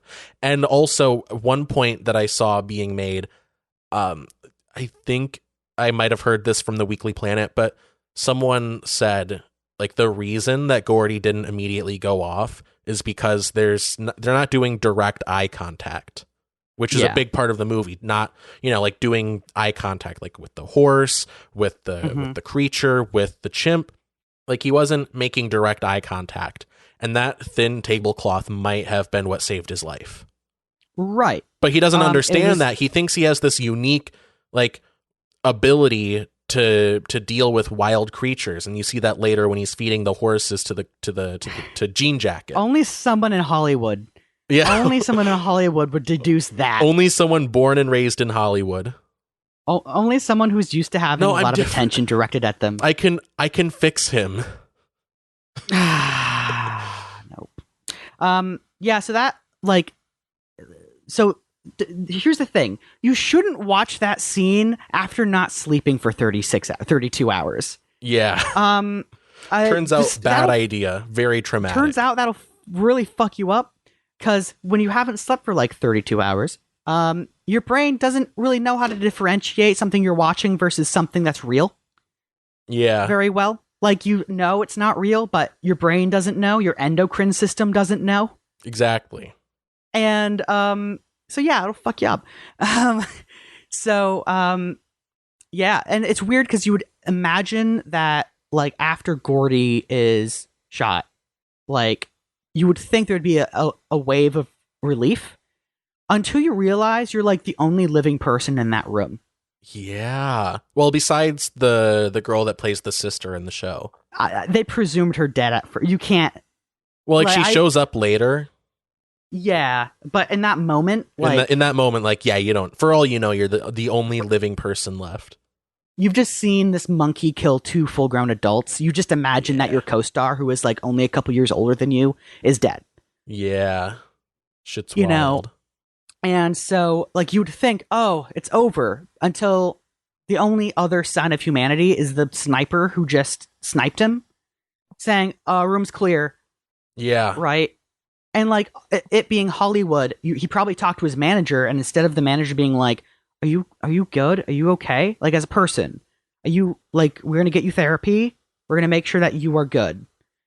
Manager was probably like, wow, that was nuts, wasn't it? Yeah. Huh? Better write your spin-off. Wow. You're going to make so much money on a biography right now. We can make interviews, the whole shebang. We're going to you know, we're gonna obviously I'm going to get 25% because I'm your manager. Of course. We're going to start a spin-off with your character, starring your character, because you're the only one left. Gordy. Yeah, and this other chimp because we did not learn our lesson. Right. So, damn, just like the idea that like, and then after he has that flashback, because you're seeing that as a flashback, you can see him just like in his little office, just kind of staring at a wall because he's having a flashback, and his presumed partner is like, "Hey, you good?" Yeah. And she's like the only sense of like, I care about you.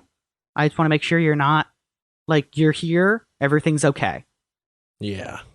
Which I think was nice. Yeah. Let's see. I do have to go in a couple minutes. We can. Okay. Do you wanna finish this up around like 2:45? Yeah, that'll work. All right, that'll work. We'll just do the rest of our note stop review. My recording then? Yeah, you can obviously stop the recording. So before we get back into the show, before we determine if Nope is the best or worst movie of all time, I have to show you something. So earlier, I mentioned, probably from the perspective of the listener, like 2 minutes ago, I mentioned Trump said, yeah, if they win, I get all the credit, and if they lose, I deserve none of the blame.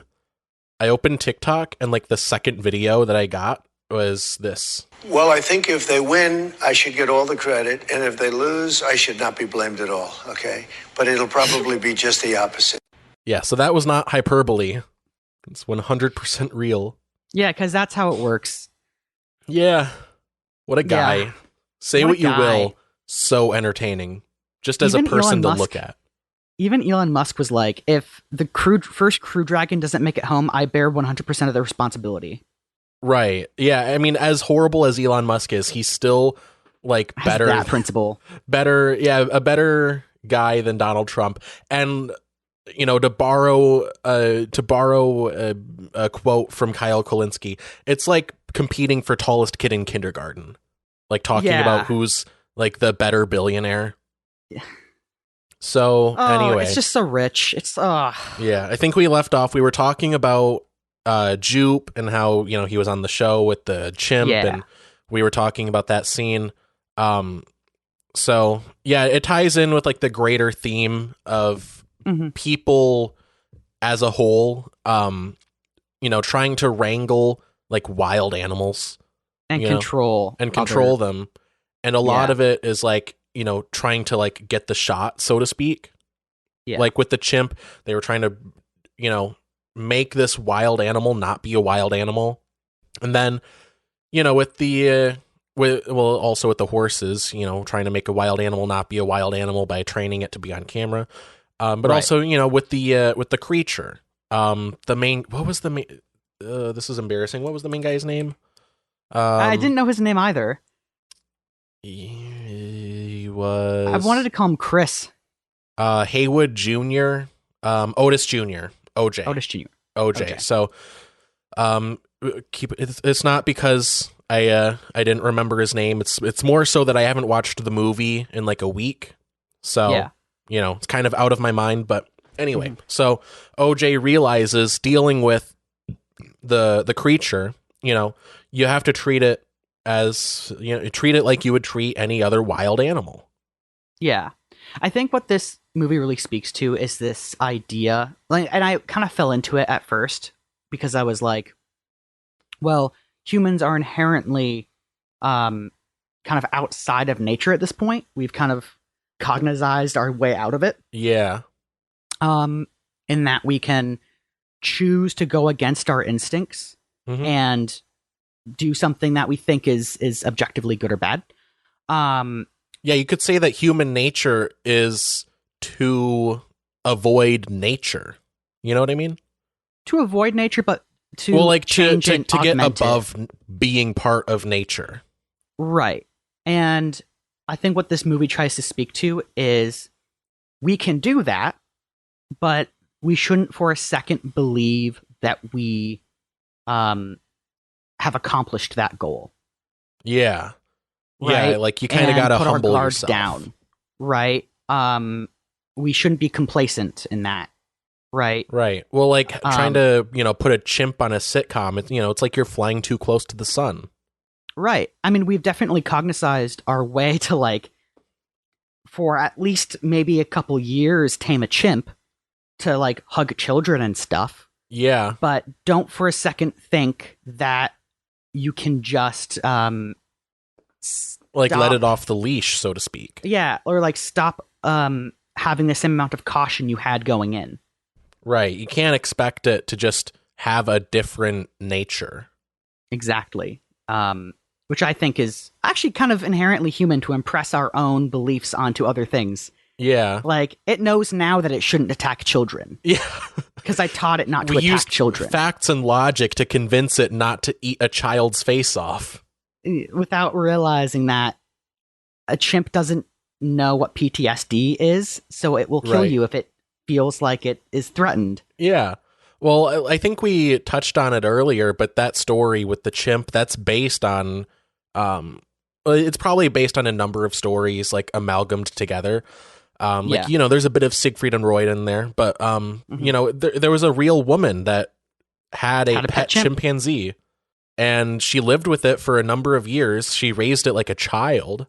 Mm-hmm. But, I don't know what ended up happening. I don't remember much about the story, but the chimp ended up just going bananas, no pun intended, and like mauling her face off. And she was like severely like disfigured. Injured. Her face was crushed. She was fucked up. Yeah. Like that's what happens. Well, also, if you look at pictures of the chimp too, that chimp wasn't healthy. Yeah. It wasn't like it. A chimp's intelligence is like that of like maybe like a newborn child going into being a toddler. Mm-hmm. Right? Maybe. So yeah, imagine like a toddler that can maul your fucking face off. Yeah. Yeah, right? exactly. At some point, like when it's a baby, it's cute because you can, oh, you little baby monkey, get over there. Yeah. But at some point, you have to really approach it with a 12-foot stick. Yeah, because it's like a baby sort of mentally, but like physically, like it's a tank. Mm-hmm. It's a thing that will rip your face off. I just find it funny that it's like definitely human nature to treat something as we consider to be good, right? And then expect it to appreciate that. Right. Well, like from the perspective of, for example, a captive animal, from their perspective, you took them out of their home and then stuffed them in a cage. Yeah. And like what, you expect them to be grateful? But even then, they don't have the same way of thinking that we do. Exactly. They might be happy that they're getting ice cream for breakfast. Like, oh, this tastes good. I like ice cream. Yeah. But that doesn't... Still not good for them. That doesn't... Within human rationale, that doesn't mean they're gonna be nice all day. Yeah. Right? They can switch on a dime. They're animals. They don't think the way we do. That should be respected. Yeah, and they don't have the same desires. Right. Yeah. Like, while a person might be like, yeah, it'd be nice to have all my food taken care of and, not have to work. But like, an animal is like, I want to fucking hunt. I want to hunt for my horny. food. Yeah. I want to fuck and I want to hunt. And that's about it. And I don't want to be in the same place forever. Right. And it's funny because you can have a chimp for like decades and decades, right? Mm-hmm. And it can be the sweetest little chimp that you know. All it takes is one bad incident. Not even one bad incident. Like, sometimes a monkey can just be like, okay, I'm done. Yeah. Yeah, all it takes is one, instance of its nature coming out. Mm-hmm. And it's also very human to then see that and be like, oh, that's just a bad chimp. Right. And infer a meaning to it, right? It's like, no, that's not good or bad. Yeah, and I think that's like mentioned, like I think that's pretty explicitly mentioned in the movie. Like, it's not like that the creature is bad. Yeah. Like, it's not a bad animal. It's just doing what animals do. Yeah. So yeah, I really liked how he said the thing. What did he? Oh, he said nope. He said the thing, Alex. What did he? He's like in the car because it's totally what like I would like to think that's what I would do. Like I'm in a car, everything's like off, and I think it's a great symbol to show like when you are not in your element as a person, you just have to just accept what's going to happen next, even if you don't know what that is. So I love how he opens the door, looks up, and he's like, okay, it's above me. Nope. Yeah. Nope. I guess, if it chooses to eat me, it's going to eat me. That's just what's going to happen next. I don't have control over that. Yeah. Which I found really like, good on you, man. Like, have some dignity, And then it drops the horse on top of the car, and he's like, what's going to happen is going to happen. Yeah. If it goes away, I will count myself lucky. Yeah. So anyway, they get that one cinematographer guy to like be on the case with them. He brings in that like handheld camera, and he ends up dying. He ends up getting like sucked up by the monster. That was like suicide, though. Yeah, and he's like trying to get the shot, and people get hurt, people die, and then at the end, Keke Palmer's character, what was her name? Emerald. She ends up like getting the shot. Actually, like she gets a picture, with the camera in the well, and I think it's like ambiguous if OJ makes it. Like I think no, he comes back at the end. He's like on the horse, but we don't know if he's like alive. I'm kind of iffy on that, but I mean, I saw his posture and assumed he was good. Okay, yeah, I mean, either way, like a number of people have died and like a lot of people have been hurt, but at the end, like M gets the picture. She gets the shot of the creature before it blows up.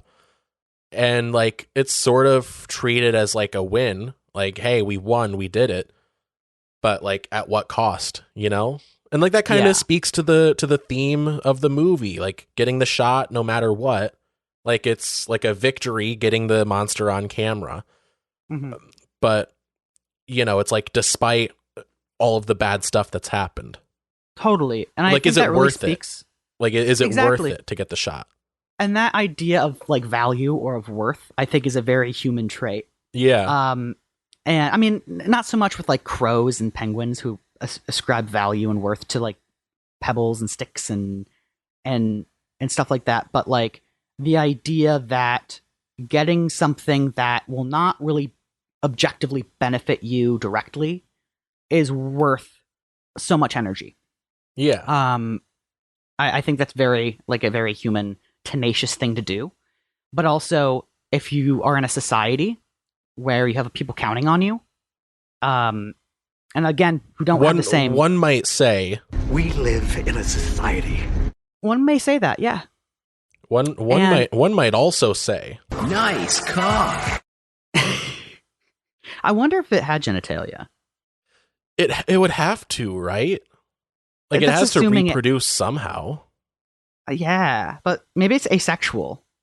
Yeah, maybe it just splits like a bacteria. Who knows? But what was I going to say? Yeah, like people counting on you and whatnot. But I think that really speaks to the other point that I think the movie was trying to make, that I also got off of kind of a review of the movie about how Hollywood is and how they will, like, as the creature does, chew you up and spit you out. Exactly. And, like, for instance, at the end when she's using that little, like, gimmicky plate photography the camera in the well. Yeah, to get the last picture of the animal, because they lost all the footage. That's all they have. Yeah. Right? The second she gets that picture, like, the media's right behind her and they caught everything. Yeah. So, like, they're not going to get credited. Right. Yeah, I don't think that, like, registered with me. Like, yeah, it's kind of obsolete, that photo. Yeah. They might get a footnote in it, but people who are going to take credit are, like, not the people who actually did the work. Yeah. Speaks to capitalism, too. Yeah. At that point. I don't know. You kind of sound like a filthy socialist right now, Gavin. Perhaps. Elon Musk isn't going to roll in and he's going to be like, I actually invented the camera and I got the shot. And then the person that actually like took the shot is gonna be like, actually, sir, and then he's gonna like give them $1 trillion to shut up. Yeah, that's it. Yeah. Yeah. One thing I found interesting though, like clearly the houses are on a grid of electricity, right? Yeah. And I'm just like wondering what the limit is for that creature to take in electricity. Yeah, that's a good question. Like, what happens if it goes next to like a power plant? Right. Well, also like technically, if you're on a grid, like there's a standard voltage, but that voltage is constant and also alternating current. So it's a lot. It's a lot of shit, man.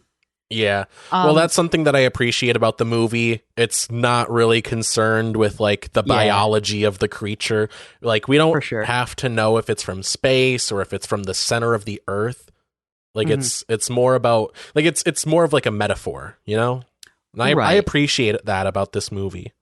Yeah. It's not really concerned one of the with reasons, the details. Blah, blah, blah, blah. Sorry. I didn't mean to interrupt. No, it's fine. I interrupted you. And I really should stop doing that. It's all good. You know, like as soon as you start talking, like I have to make another point. Yeah. It's all good, man. We're fine. We're having a conversation. And I just want to say that I'm sorry for You're lucky I'm not easily offended. Where is it? So the best way to get something done... Took me a second to find the button. If it holds near and dear to you that you like to be able to... Anyway. One of the reasons I thought the creature was like an alien spaceship was because that cricket covered the camera. Oh, yeah. Yeah, right? Because the camera kept on house. Recording. It was a direct current sort of camera that just kept recording, right? Yeah. This is at like near the beginning of the movie. And I thought like that is definitely, I feel like something aliens would do as like deniable, plausible deniability. Right? So like we could as humans easily write that off as, oh, a stupid bug, get off of there. Right. But I mean, it's within the realm of aliens who, by the way, probably came from a different star system and have very intricate ways of taking care of their bodily possessions. They could probably manipulate a fucking grasshopper to cover a camera. Yeah, they paid him off. Right, exactly. They made a lobbyist group and got the grasshopper a part of that lobbyist group, and the grasshopper is now doing everything they hired it can grasshopper Blackwater. Exactly. Exactly. Grasshopper they got snipers Watergate. Trained on the house. Right, exactly. But they're all little grasshoppers. A little grasshopper with. Would it be funnier if they had grasshopper-sized sniper rifles, or if they were grasshoppers operating human-sized sniper rifles? It is said that insects can carry like however many times their body weight. Yeah, they'd have to like they wouldn't even be able to pull the trigger. They'd have to like jump into it, like jump against the trigger. I like to think the aliens would give them like mechanized suits. Yeah. So it's like it's still a grasshopper with the intelligence of a grasshopper that's been trained to snipe people. It has like a little feeding tank and everything, so when they make a shot, it just like gives them a little treat. Yo, when we figure out how to give animals like higher levels of intelligence, can we please make grasshopper Blackwater happen? So anyway, I don't know, Alex, we can't ascribe a human meaning to a creature that's not human. Oh man, that's true. That's true. But I gotta get the shot. They're like, listen, I'll take your money, but I demand 1 square meter of tall grass to frolic, and I want to tear your face off. Eventually, yeah. Eventually, we're gonna get there. We also have to invent the exploding fist bump. Yes. So I would say best movie ever. Nope. Definitely a equal parts like horrifying and intellectually stimulating. Yeah, and I appreciate that. That's what I like about Jordan Peele's work. Yeah. Because I got like it really appeals to different mindsets of people who are like more social justice oriented. They look at like the interactions between the characters and their context in the story versus like the engineer who wants to know how you could catch like video of the creature without electricity, and like also how the creature works, and then the zoologist who probably wants to know how the creature works, where it feeds, what it eats, how it, and with that kind of stuff, you can really fill in a lot of the details in your imagination. Right. Yeah, I really love their strategy of getting a bunch of wacky waving inflatable arm flailing tube men. Yeah, I forgot about that. That was smart. That was really smart. And having a guy look out, that's like improvise, adapt, overcome right there. Yeah. I don't know. Yeah, I completely forgot that. about the wacky wavy inflatable arm flailing tube men. That was genius. Yeah. And the idea that instead of looking directly at the creature to get it to be aggroed, he instead had a hoodie with two reflectors. With the reflectors. Right, so he could concentrate on what he has to concentrate on while also having the creature and having a horse instead of electronics, which is kind of a given. But I also think like it can fly faster. It can fly at that speed. Right. Yeah. Yeah. And faster. Can't really put up much of a fight, but which I appreciate tells you more the that effort. It tells you more that it's more territorial, though, because after that, it doesn't eat him. Yeah. It is trying to scare him away. Yeah, it's more so trying to get him out. Right. Like, get out. Whoa. Crossover? Oh, wow. Which would explain why it didn't just eat him if it views him as a threat. Yeah. Right? Because, again, it doesn't know that that's a guy on a horse. Right. Well, it's like how, like for all the creature knows, it could be like poisonous. Yeah, know? For sure. The creature doesn't know. I mean, it's just trying to survive too. Yeah. Like, yeah. So anyway, I'd say best movie ever. Best movie Jordan ever, Peele. I haven't seen his second movie, Us, but I've seen Get Out and I've seen Nope, obviously, and it's good stuff. I like what he does. It kind of proves it's not a theory that I like made up, but like I heard it and I fully buy into it. The theory is basically like if you're good at comedy, like you're going to be good at horror because they like fundamentally use the same building blocks. That's true. And I despite my like abject horror at some parts of this, like I can see myself in a more rested mindset. Yeah, if you watched the movie after sleeping, right? Like, at all. I think I would have been able to be like, oh, that monkey go fuck you up. Yeah. And not being like, holy shit. Well, like the theory is that like comedy and horror are built on the same principles. It's basically like with comedy, it's set up and punchline, but it's really like set up and tension, release and subversion. Yeah. It's release and subversion. And horror is the same way, where you set up a situation and you subvert expectations. And in the case of horror, it results in you being scared. But with comedy, it results in you laughing. Yeah. That's an oversimplification, but that's the general gist of it. One other scene I really loved was when they're inside the house and all the electricity goes off, and they hear all the people from what's his face, Jupe's place. They're still screaming because they're still inside this monster. Right. I wouldn't say monster, creature. Jean Jacket. The name of the creature. Oh, that's a great name. It's a good name. Still inside Jean Jacket, and it sounds like they're inside of an amusement park. Yeah. Right? You hear maybe they think it's still a ride. Right? And like then they're freaking out, and it seems like the sister is the one who like at least knows that you need to stay quiet, right? And calm. Right. To just kind of be like, no, we're not animals. Yeah, right. Right. And the guy who's freaking out because he hears people screaming and he doesn't know where it's coming from, and then it starts raining blood. What the fuck? Yeah. Right? Dude, that's hardcore. That's freaky, man. Goddamn. That would unsettle like everyone. And I think that's one thing humans are afraid of, that feeling of getting unhooked from our ability to reason and swept up in our instincts. Yeah. Of like fear, right? Yeah, so I would say best movie ever, better than The Godfather, better than some Twilight movies. Worse than 8-Bit Christmas. Alex, some. Yeah, it's better. I'd say it's better than Eclipse, but not as good as the original Twilight. Okay. Fair. I would say, I don't know if I already said it, but better than The Godfather, of course. Mm-hmm. I'd say it's, look, this is going to be high praise, but I'd say it's on par with the Emoji Movie. I'm sorry. Did they have Patrick Stewart in that movie, Alex? Oh, shit. Well, they did have Keith David. We'll talk later. Okay. Look, on one hand, you got Patrick Stewart. The other hand, Keith David. Those are two titans. Okay? Listen, this was a story about a multifaceted creature and its encounters with human principles.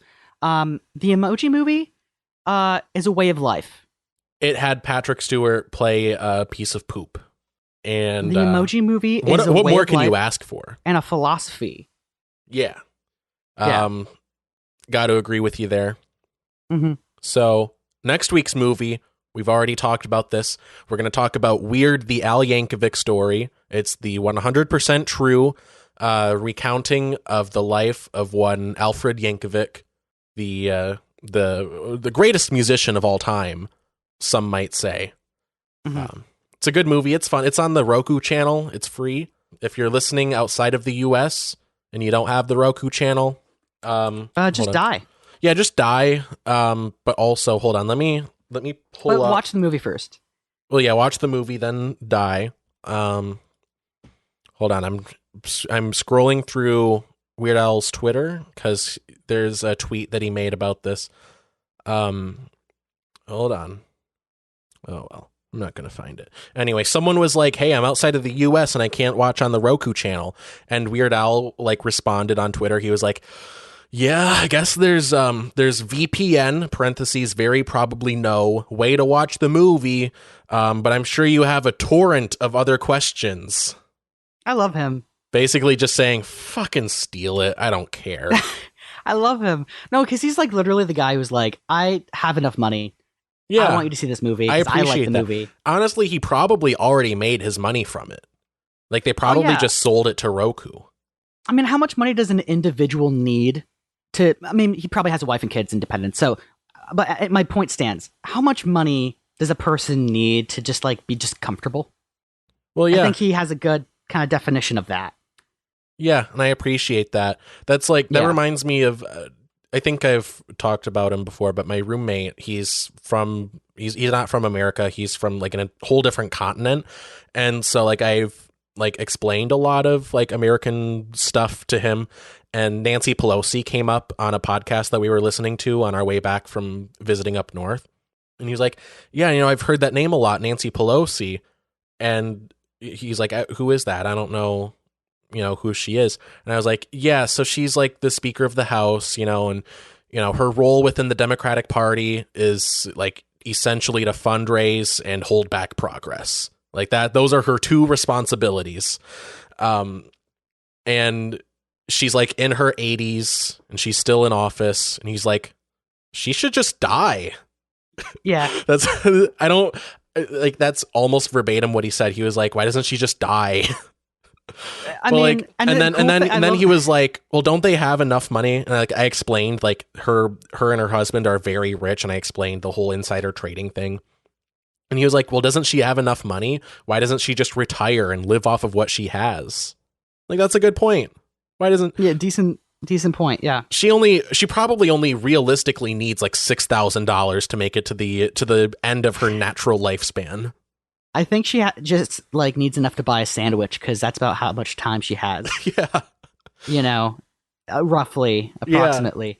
Yeah. And I love how he asked that not to be a dick, not to be yeah, fuck the libs, but to be yeah, he has no preconceived vendetta or bias against Nancy Pelosi. He's just hearing about her, and he's like, why doesn't she just die? That's what people do. She should die. Well, it's funny because I heard this other comedian talking about the Queen dying. Of old age, I should say. Of old age, by the way. Yeah, I don't want to get in trouble. And he was just yeah, so when you're 70, it's sad. Someone died. They maybe had a couple more years. When you're 80, they've had a nice life. I'm happy that, they went out with dignity. When you're 90, it's, yeah, what's the problem? Yeah. When you hit 90, it's like, yeah, that's what happens. So what's the issue? No matter what you die of, when you die at 90 years old, it was natural causes. And then when you're 100, you've basically spent through the amount of Social Security that you worked for, so just die already. At that point, it's like, finally. That's a joke. I don't mean that. No, but unironically, that's like the Republican platform. Fucking finally, die already. Okay. Give us your money and die. I do want to get on with the show. But the last thing I'll say about that is I saw some Republican politician was like, yeah, we should have an age gap or an age cap on Medicare. So like it was he was saying like let's just say the age is 90. He was like, yeah, once you reach 90 years old, you're off Medicare. No more Medicare for you. Fuck you. That was a real policy proposal. Yeah, that guy's a dick. Now I heard this from my mom, so technically hearsay. Not technically, it's hearsay. Yeah, it's true. I heard that Republicans are trying to change the voting age to 21 now. I saw someone tweet that, like, say, like, hey, we should change the voting age to 21. And then someone, like, quote tweeted it with, the Simpsons meme where the guy's like, is it the whatever? Am I out of touch? No, it's everyone else that's wrong. They, posted that meme and it was like, am I out of touch? No, it's the young people who are wrong. Right, exactly. And I just find it funny because it's just like, I don't remember when, but I heard of in history class when they were drafting people during Vietnam. Yeah. And it was like, I forget if it's that, like what they changed about it. Like you couldn't vote, but you could be drafted. Yeah. Right? Because it's like, the voting age, wasn't it 21? Not back then. I thought it was 18. I thought it was 18, but they were drafting 16-year-olds. Hold on, you can keep going with what you were saying. I'm just gonna. I mean, that's kind of the long and short of it. Okay. But like, also like the reasoning behind changing it to 21 is like, the emperor has no clothes, guys.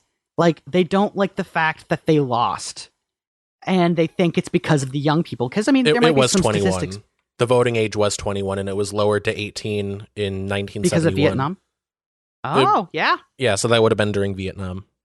How about that? My mom is old enough that she reached legal drinking age twice. Yeah, I reached legal smoking age twice as well. I almost did. I think they changed the law when I was 17. Yeah, they changed the law when I was 19. Yeah. It helped me out. In the infancy of this show. Yeah. Yeah, when I was 19 and I was at the time addicted to nicotine and I was like, fuck you. And now I'm like, no, that's a good point. Yeah. Actually. Yeah. Anyway. Recommendations of the week. If you have anything, add it to the list. I don't know if you have the show notes open. I have it in my head. You have it in your head. Yeah, I got it memorized. Yeah. If you want to recommend anything, add it to the list. Or just if you have one right now, go for it. Calligraphy, guys. Calligraphy is fun. Calligraphy is cool. Yeah, it's one of those things. Like at CTC, you had that like fountain pen, and you were doing calligraphy. I still have it. It looked good. It's next to me right now. Thank you. It's fun. A lot of people don't like the idea of like writing in general. And a lot of people think they can't draw, but the thing is, like, I guess it's a great mix between art and writing. Yeah. And I like it just because it looks pretty and looks very official. And when someone gets like a note that you wrote and like nice writing. Yeah, it's like writing to George Washington. Right. But like, it's fun watching people look at it and not being able to fathom how you did that. Yeah. What font is this? What is this? Did you print this? No, I wrote that. I drawed that.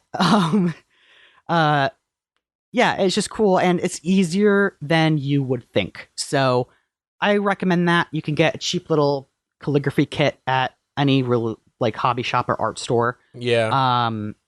And how much was your fountain pen? So I'm very lucky because I went to a resale shop looking for fountain pens. It was a little thrift store called fucking something. I forget.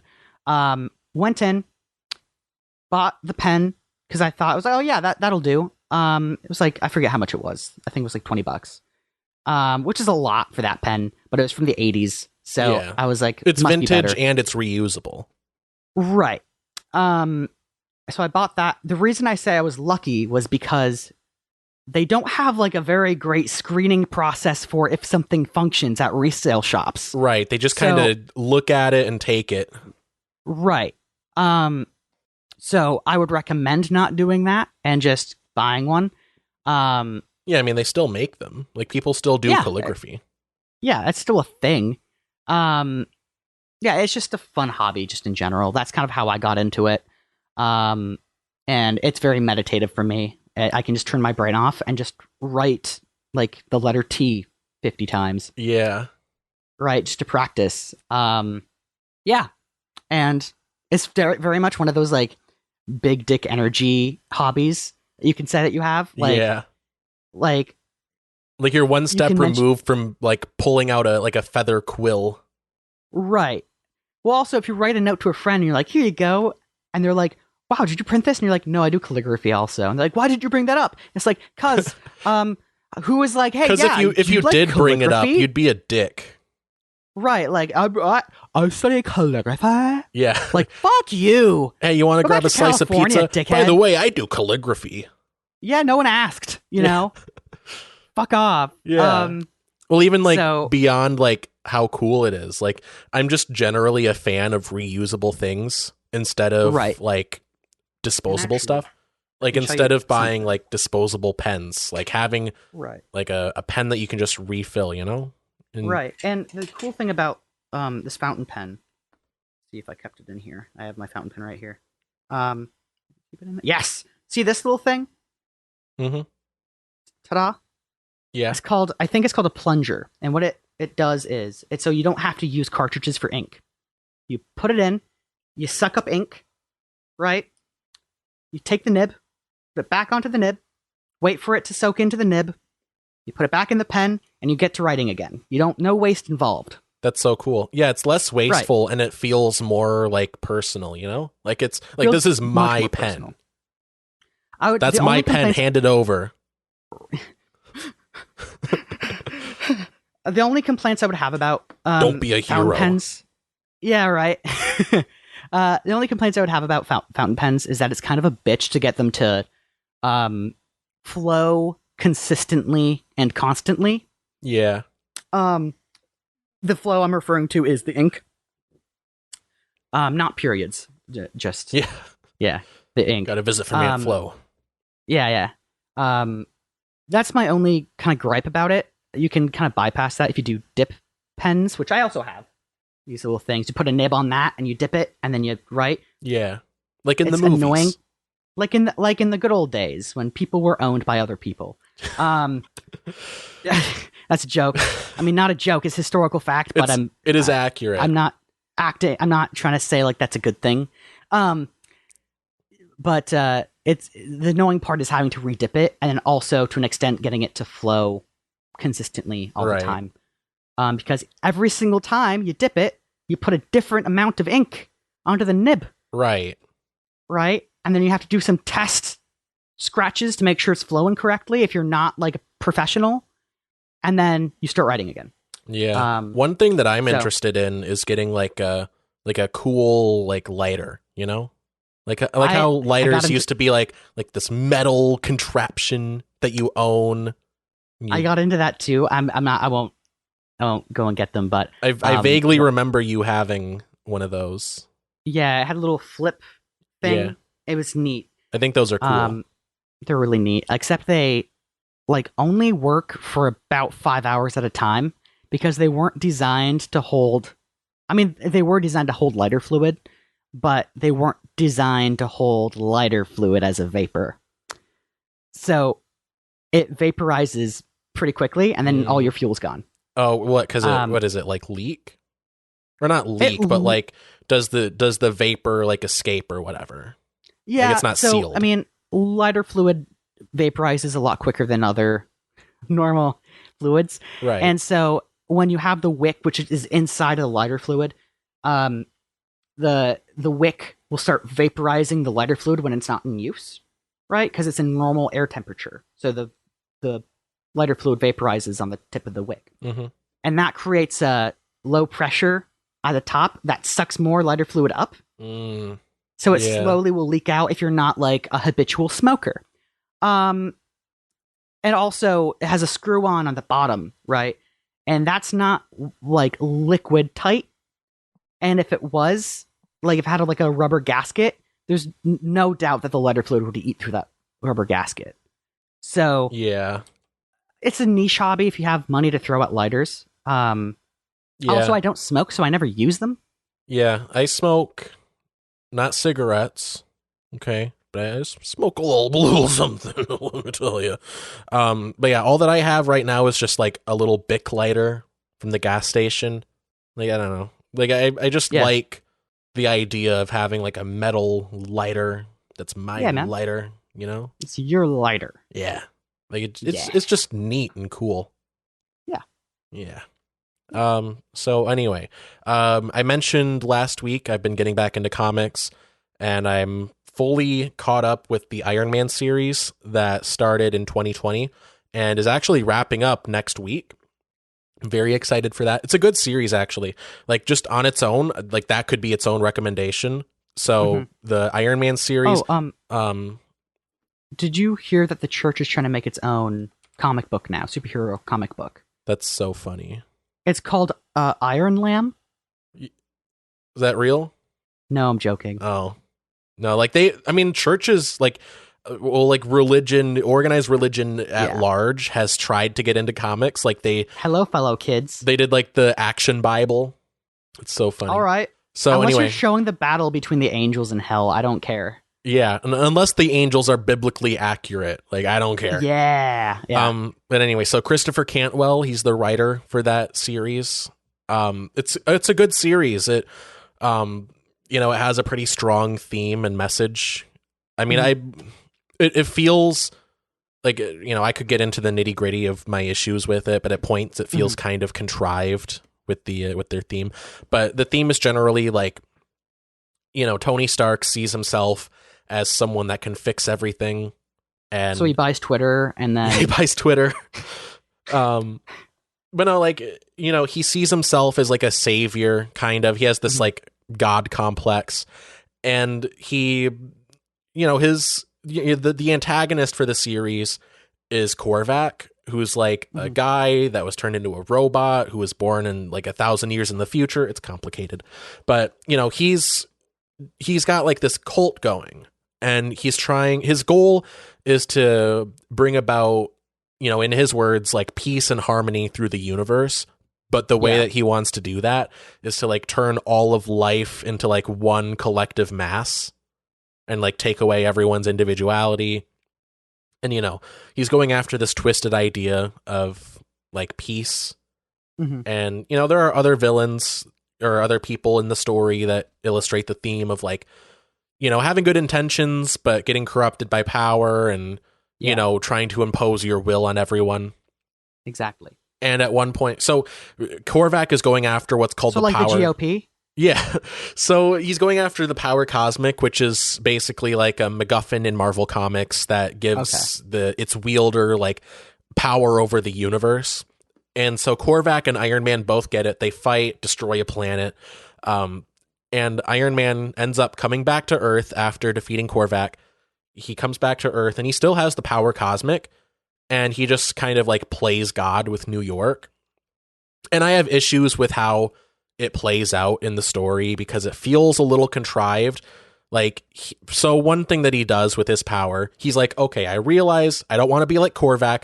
I won't control everyone. But what I'll do, one thing that I will do is within the bounds of New York City and New Jersey, like in this general area, I'm going to up everyone's like base level intelligence to my level. And because he's like a genius. Now it's a little, self-centered to bring it to his level specifically. Like, why not Reed Richards? Like, Reed Richards actually gets dumber after that happens. So, issues with that. But he gives everyone a huge intelligence boost, like IQ of 180 on average. Okay. And like that's on top of their already existing intelligence. It brings them up to that level. So they're like toddlers then. What? Never mind. Is 180 low on the scale? No, I'm talking like they were very incredibly stupid to begin with. Oh, yeah. And so he brings them up to his level, and they're like toddlers then. Yeah. But yeah, so he makes everyone in like the tri-state area incredibly smart, like genius level intellect, and like dozens of diseases get cured. And like someone figures out an algorithm to solve traffic. Like a bunch of good stuff happens, but also, you know, supervillains are in the city. They get more intelligent. You know, there are thieves, you know, doing more intelligent heists. People on the stock market are like finding new ways to cheat the system. So like there's some good, there's some bad. But, you know, I have issues with how the story like treats like the principle of making everyone more intelligent. But that's a whole separate thing. Overall, though, I would say the series is very well written. And some other comics that I've been reading, I'm almost caught up. I'm waiting on some back issues to arrive, but I'm just about caught up with Captain America, Sentinel of Liberty, and Captain America, Symbol of Truth. And Sentinel of Liberty follows Steve Rogers' Captain America, and Symbol of Truth follows Sam Wilson's Captain America. They're both operating at the same time. Yeah. And one thing that I've noticed about the difference between Sam Wilson Captain America and Steve Rogers Captain America is besides their dicks, man. Besides their dicks. And you see it a little bit in the MCU, but it's especially evident in this run in the comics. But it seems to me like Steve Rogers Captain America stories are all about like the indomitable human will and like, you know, not giving up and all that. And Sam Wilson Captain America stories are just about ignoring international borders. Just doing imperialism.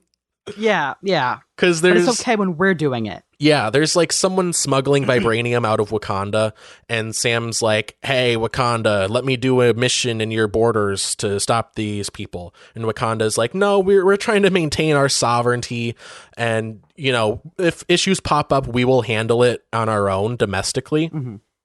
And Sam's like, these fucking guys just being difficult. They should let me into their borders. And like Dr. Doom is the leader of Latveria. And I think in the second issue, Latveria, yeah. Is that a real place? It's a fictional country in Marvel. It's like an Eastern European. Latvia and Bavaria? Yeah, if you just mushed them together. So I think the second issue, Sam goes to Latveria, busts Deadpool out of prison, and, you know, he's trying to get to the bottom of this, whatever. And Dr. Doom is like, hey, you're actually breaking international law right now. And you're like breaking it a shit on my territory. Hey, quit that. And Sam's like, this fucking guy not letting me operate within his borders. It's like, my guy, that's what happens. That's international relations. Someone was like, hey, see that line? Yeah, that's where I start and you stop. Yeah. But yeah, if I were to blacklist every Marvel series that like I don't like the politics of, I would not be reading Marvel comics. So, you know, take all of this criticism with a grain of salt. It's still good stories. I like it. Mm-hmm. But I've also been reading The Amazing Spider-Man. I mentioned that. It's a good series, kind of more like a soap opera vibe, you know, following the life of just someone that's bad at existing. Just a dude. Yeah. Yeah. There's actually a limited series going on right now, a 5-issue miniseries called Spider-Man Lost Hunt. And it takes place during the 90s. Like it's within like that era of Spider-Man comics.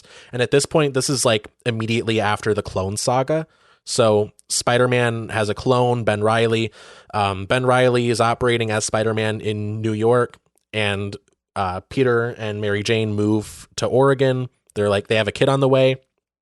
And this is sort of like a story set within that time period where like someone related to Kraven the Hunter is going after Spider-Man. It's sort of an exploration of like Peter's trauma, because at this point he's lost his powers and he's like kind of trying to like live his new life in a new city with Mary Jane, trying to work past like the compounded trauma of being a superhero since the age of 15.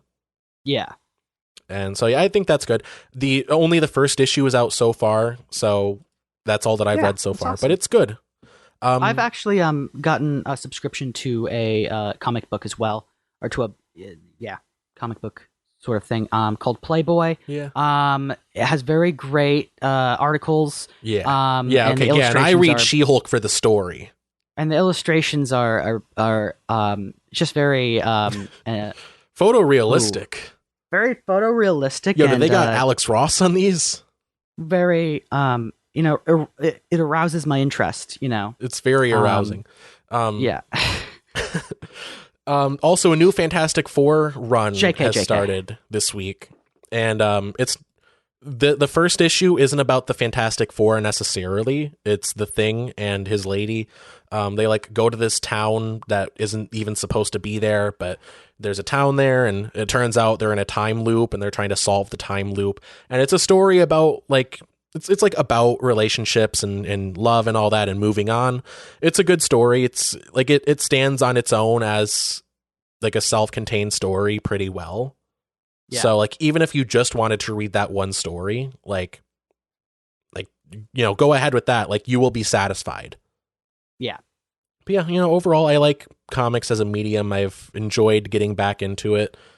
I have a few print subscriptions, like mail subscriptions that I haven't received any of the issues yet. Like they're still like in processing and shipping, but the first issue, Amazing Spider-Man number 14, I think, is supposed to arrive. Well, it's releasing next week. I don't know how quickly it'll arrive in the mail, but I've heard mixed to negative things about Marvel's like print subscriptions. So I will report back possibly next week with the results of that, and I will say definitively whether or not it's a good service, because it's a lot cheaper like per issue. Like you can pay like $28 for a 12 issue subscription, and shipping is free. Like there's no like additional tax, so it comes out to like $2.50 per issue instead of $4. So it's a pretty good value as long as you're getting like what you expect to get. I've heard people having issues with like the shipping and, comics getting damaged in the mail. Mm-hmm. So I guess your mileage may vary. Probably depends on the area, who's carrying the mail, Yeah. So I'll get back to you on it. Sounds good. My one other recommendation kind of ties in with it. The Iron Man VR game. Oh, Haley's calling. Hold on. This might be important. Caller, you're on the air. What? What's up? Wait, can she hear me too? Yes. Whoa. Oh, wow, I can. Hi. This is no longer a private conversation. I just got out of class. This group of like anti-abortion people on the diag, and like just a bunch of wacky stuff. What are they saying? Bad things. Like abortion is murder, all that. This fully grown toddler, this is what a baby looks like at 6 weeks. Yeah, all that shit. And there's like a huge group of students like surrounding them and like yelling at them and stuff. And as I was walking out of class, this guy like jumped up onto like one of the like benches. He what? He proclaimed up onto the bench in front of them and in front of all of the students. Mm-hmm.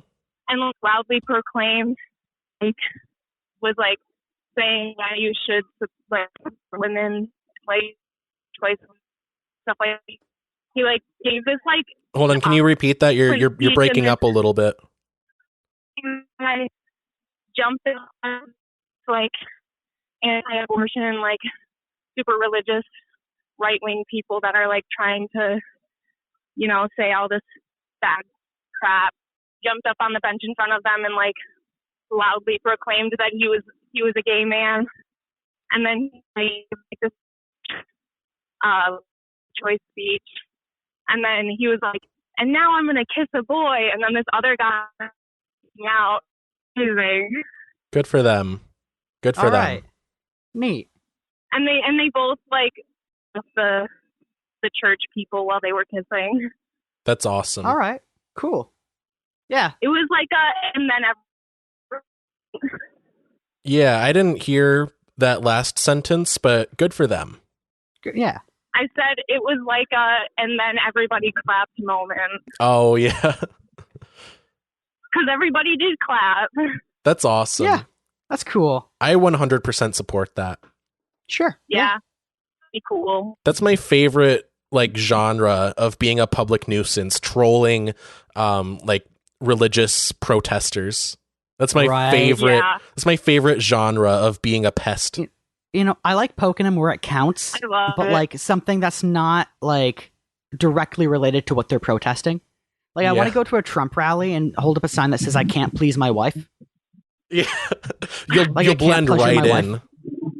Or like hold up a sign that says "I think my daughter's hot." You'll blend right in. They might Yeah. think you are Trump. Perhaps, yeah. Anyway. Anyways, that's all I wanted to share with you. Thank you for sharing that. Thank you, caller. You're welcome. All I right, didn't even know you were taking calls. and the lines are open. All right, I'll see you like in like 45 minutes. Yeah. All right, love you. All right, love you Bye. too. Bye. I love you too. So anyway, there's an Iron Man VR game that released on PlayStation VR a couple of years ago, and I was really jealous because I didn't have PlayStation VR, but I really wanted to play it. It just got released on Quest 2. It's really good. It's really good. I like it. That's good. I'm on like chapter 5 in the story. I don't know how many chapters there are, but it's it's like a story-based thing, but it also has really good gameplay and action. Basically, you are Iron Man, you get to control the jets and stuff, and you shoot things with lasers. It's just fun. It's a fun game. It's Oculus exclusive, unfortunately, but it's like $40. It's $40 regularly, but Oculus regularly has like promo codes going on. So if you enter code Oculus30, you get 30% off. Brings it down to like $30. Yeah. Yeah, it's good. Awesome. It's a good game. I strongly recommend it. Yeah. And then anyway, Gavin, I think you watched this whole video. I'm probably like halfway through it, but Knowing Better put out a new video. Better. Yeah. I would say, I mean, I guess if you're anyone who is anywhere, this is going to be new news to you if you're not directly affected or affiliated. Because it just talks about like all the injustices that it talks about how poor kids are just as bright and just as talented as white kids. Yeah, sure. That's it. Yeah. It talks just about the injustices that the Native American population experienced, not just in the United States per se, but also like continental America, what the indigenous populations were forced to do and where they were forced to go. And also it dives into like all the cover-ups the United States government at the time tried to do to like to be like, oh yeah, they just left because they didn't like it here. They just thought it was ucky and they wanted us to have this land. They hated having fertile farmland.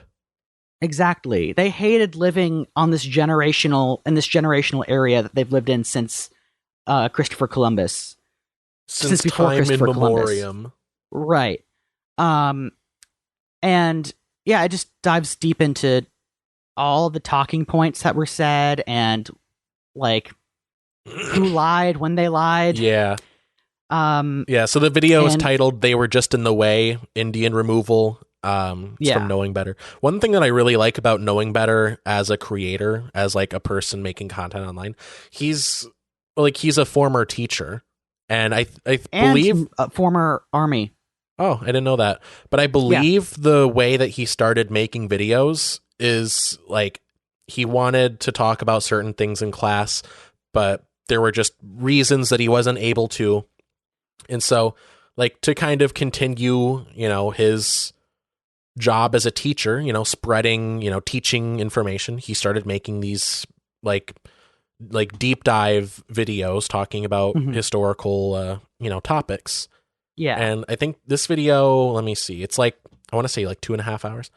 Yeah. I'm 43 minutes in, and it's 2 hours and 26 minutes.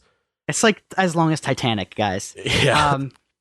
So one thing I just like about his channel in general, beyond the fact that like knowing better doesn't talk down to the audience. Yeah, he seems like it feels really down to like earth. You're in class with a really good teacher. Right. And he's not like he's being objective and also objective with like how certain things are just bad. Right. Well, yeah, that's where I draw the distinction between objectivity and neutrality.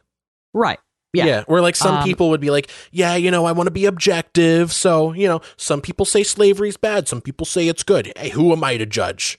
Where he would be objective about the facts, but still have enough, like, I guess, have the decency to give his perspective that, like, yeah, this stuff is bad.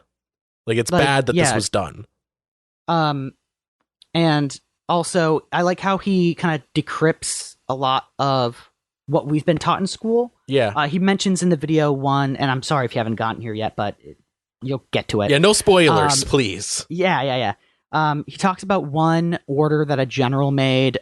So it was during the Civil War, and they had said to the Native American tribe in the area, you have permission to approach our area. You're fine to do whatever religious thing you need to do because you're not like a part of this war. And they're like, cool. So what about the people on the other side? And the general said, I'll let them know that you're not a threat and that you're not on our side. You're just here and you are a neutral party. Yeah. Well, he never did that. And the tribe went over there, and I'm not sure if it was like the Confederate general. I'm kind of hazy on the details, but the general ordered them to open fire on the Native Americans. And the way the United States government kind of covered it up was by saying that, oh, it was just an unfortunate accident, miscommunication, despite the fact that they had been effectively communicating for, at that point, over like 200 years. Yeah. And despite the fact that the American colonies and then the United States government was actively undermining treaties that they had made with the Native Americans and were actively brutalizing and victimizing people who were Native. Yeah, at that point, the word of the U.S. government meant nothing. Yeah. Well, and also this is why I like the name Knowing Better, because there are stories from that particular incident from the people who were ordered to open fire.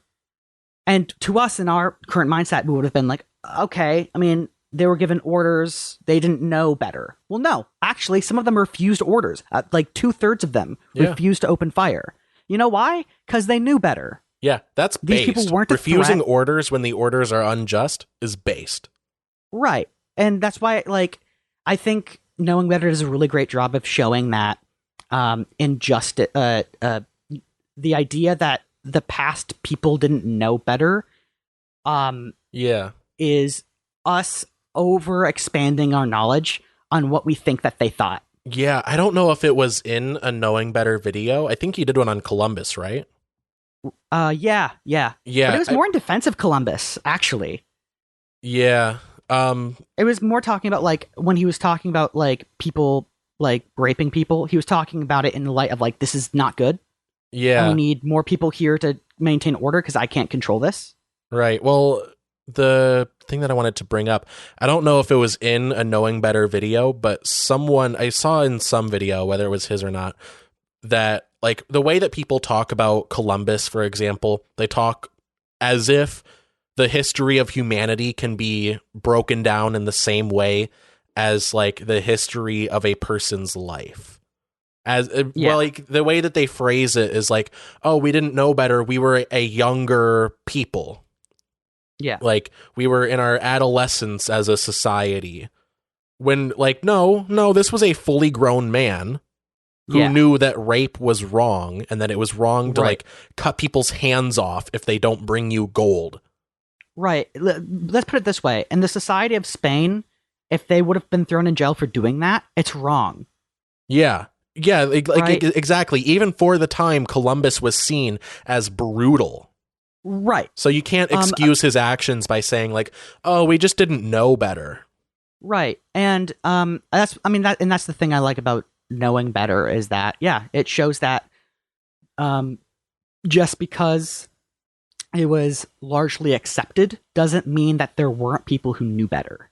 Exactly. Yeah. And I think I've said this before, but our, to switch gears a little bit, our conception of hell as we know it came from Dante's Inferno. And Knowing Better has a video on the history of hell, which that's one of my favorite videos of his. Mm-hmm. But he and then covers... if you go to Wendigoon also does a whole synopsis of Dante's Inferno. If you watch those two videos back to back, I think it would be a really awesome experience. Yeah. But yeah, he did one titled American Exceptionalism, but as a Religion. That's about Mormons. It's about an hour long, goes into the history of Mormonism. It's just really interesting stuff. He does a variety of things, and he's been going for a few years now. Yeah. I also like to see like how his original videos, he seemed very timid to talk to in the video. And I like how now he's getting more confident with it. You see that with a lot of his creators. I think that's really awesome to see. Because now he knows better. Yeah. Anyway, the best way to get something done, if you hold near and dear to you, Anyway. All right. So I think that's the show then. Yeah. Cool. About 4 hours of recording later. I'd say we're pushing like 5 hours now. Well, the session file is up to 4 hours now. I don't know how much I'm going to have to trim.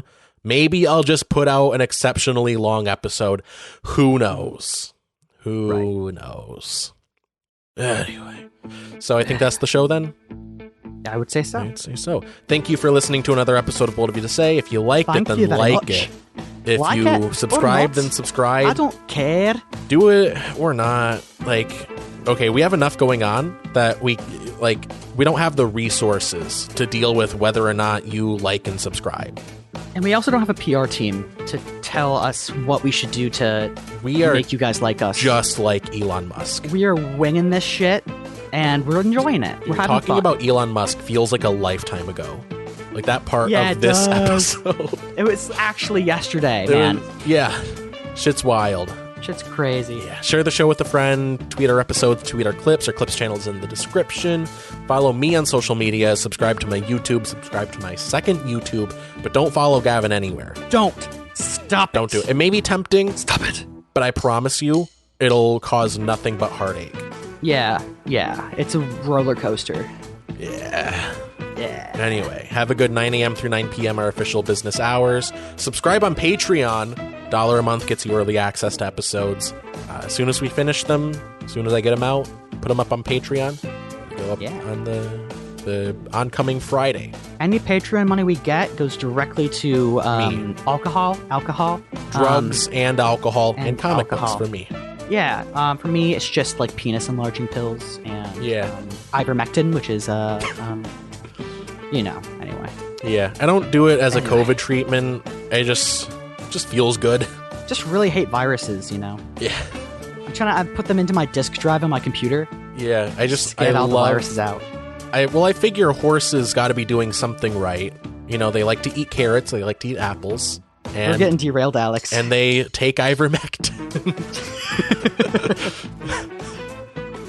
Anyway, good night, everyone. Good night and good luck. George Bush doesn't care about black people. I just got to remind them. Yeah, that's something worth reminding. Yeah.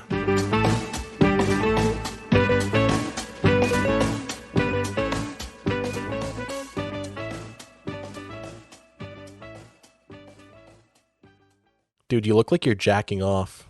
Oh yeah, I'm just kind of shaking my hand. Oh. Shaking my own hand. I agreed with what I said there, so I'm like... Yeah. You know, you didn't have to say that. Now people are just imagine that you're like literally viewing my penis as Gavin, I'm actively jerking off to completion. Gavin, you can put your penis away now. We're done with the show. Goddamn. You can't only see from my belly button up. This is going on Patreon, not OnlyFans. I'm not naked. I'm wearing a shirt. I keep on Winnie digging the a Poohing hole. I'm Donald Ducking. Right. Ladies and gentlemen, we are all domestic terrorists. And some views, maybe.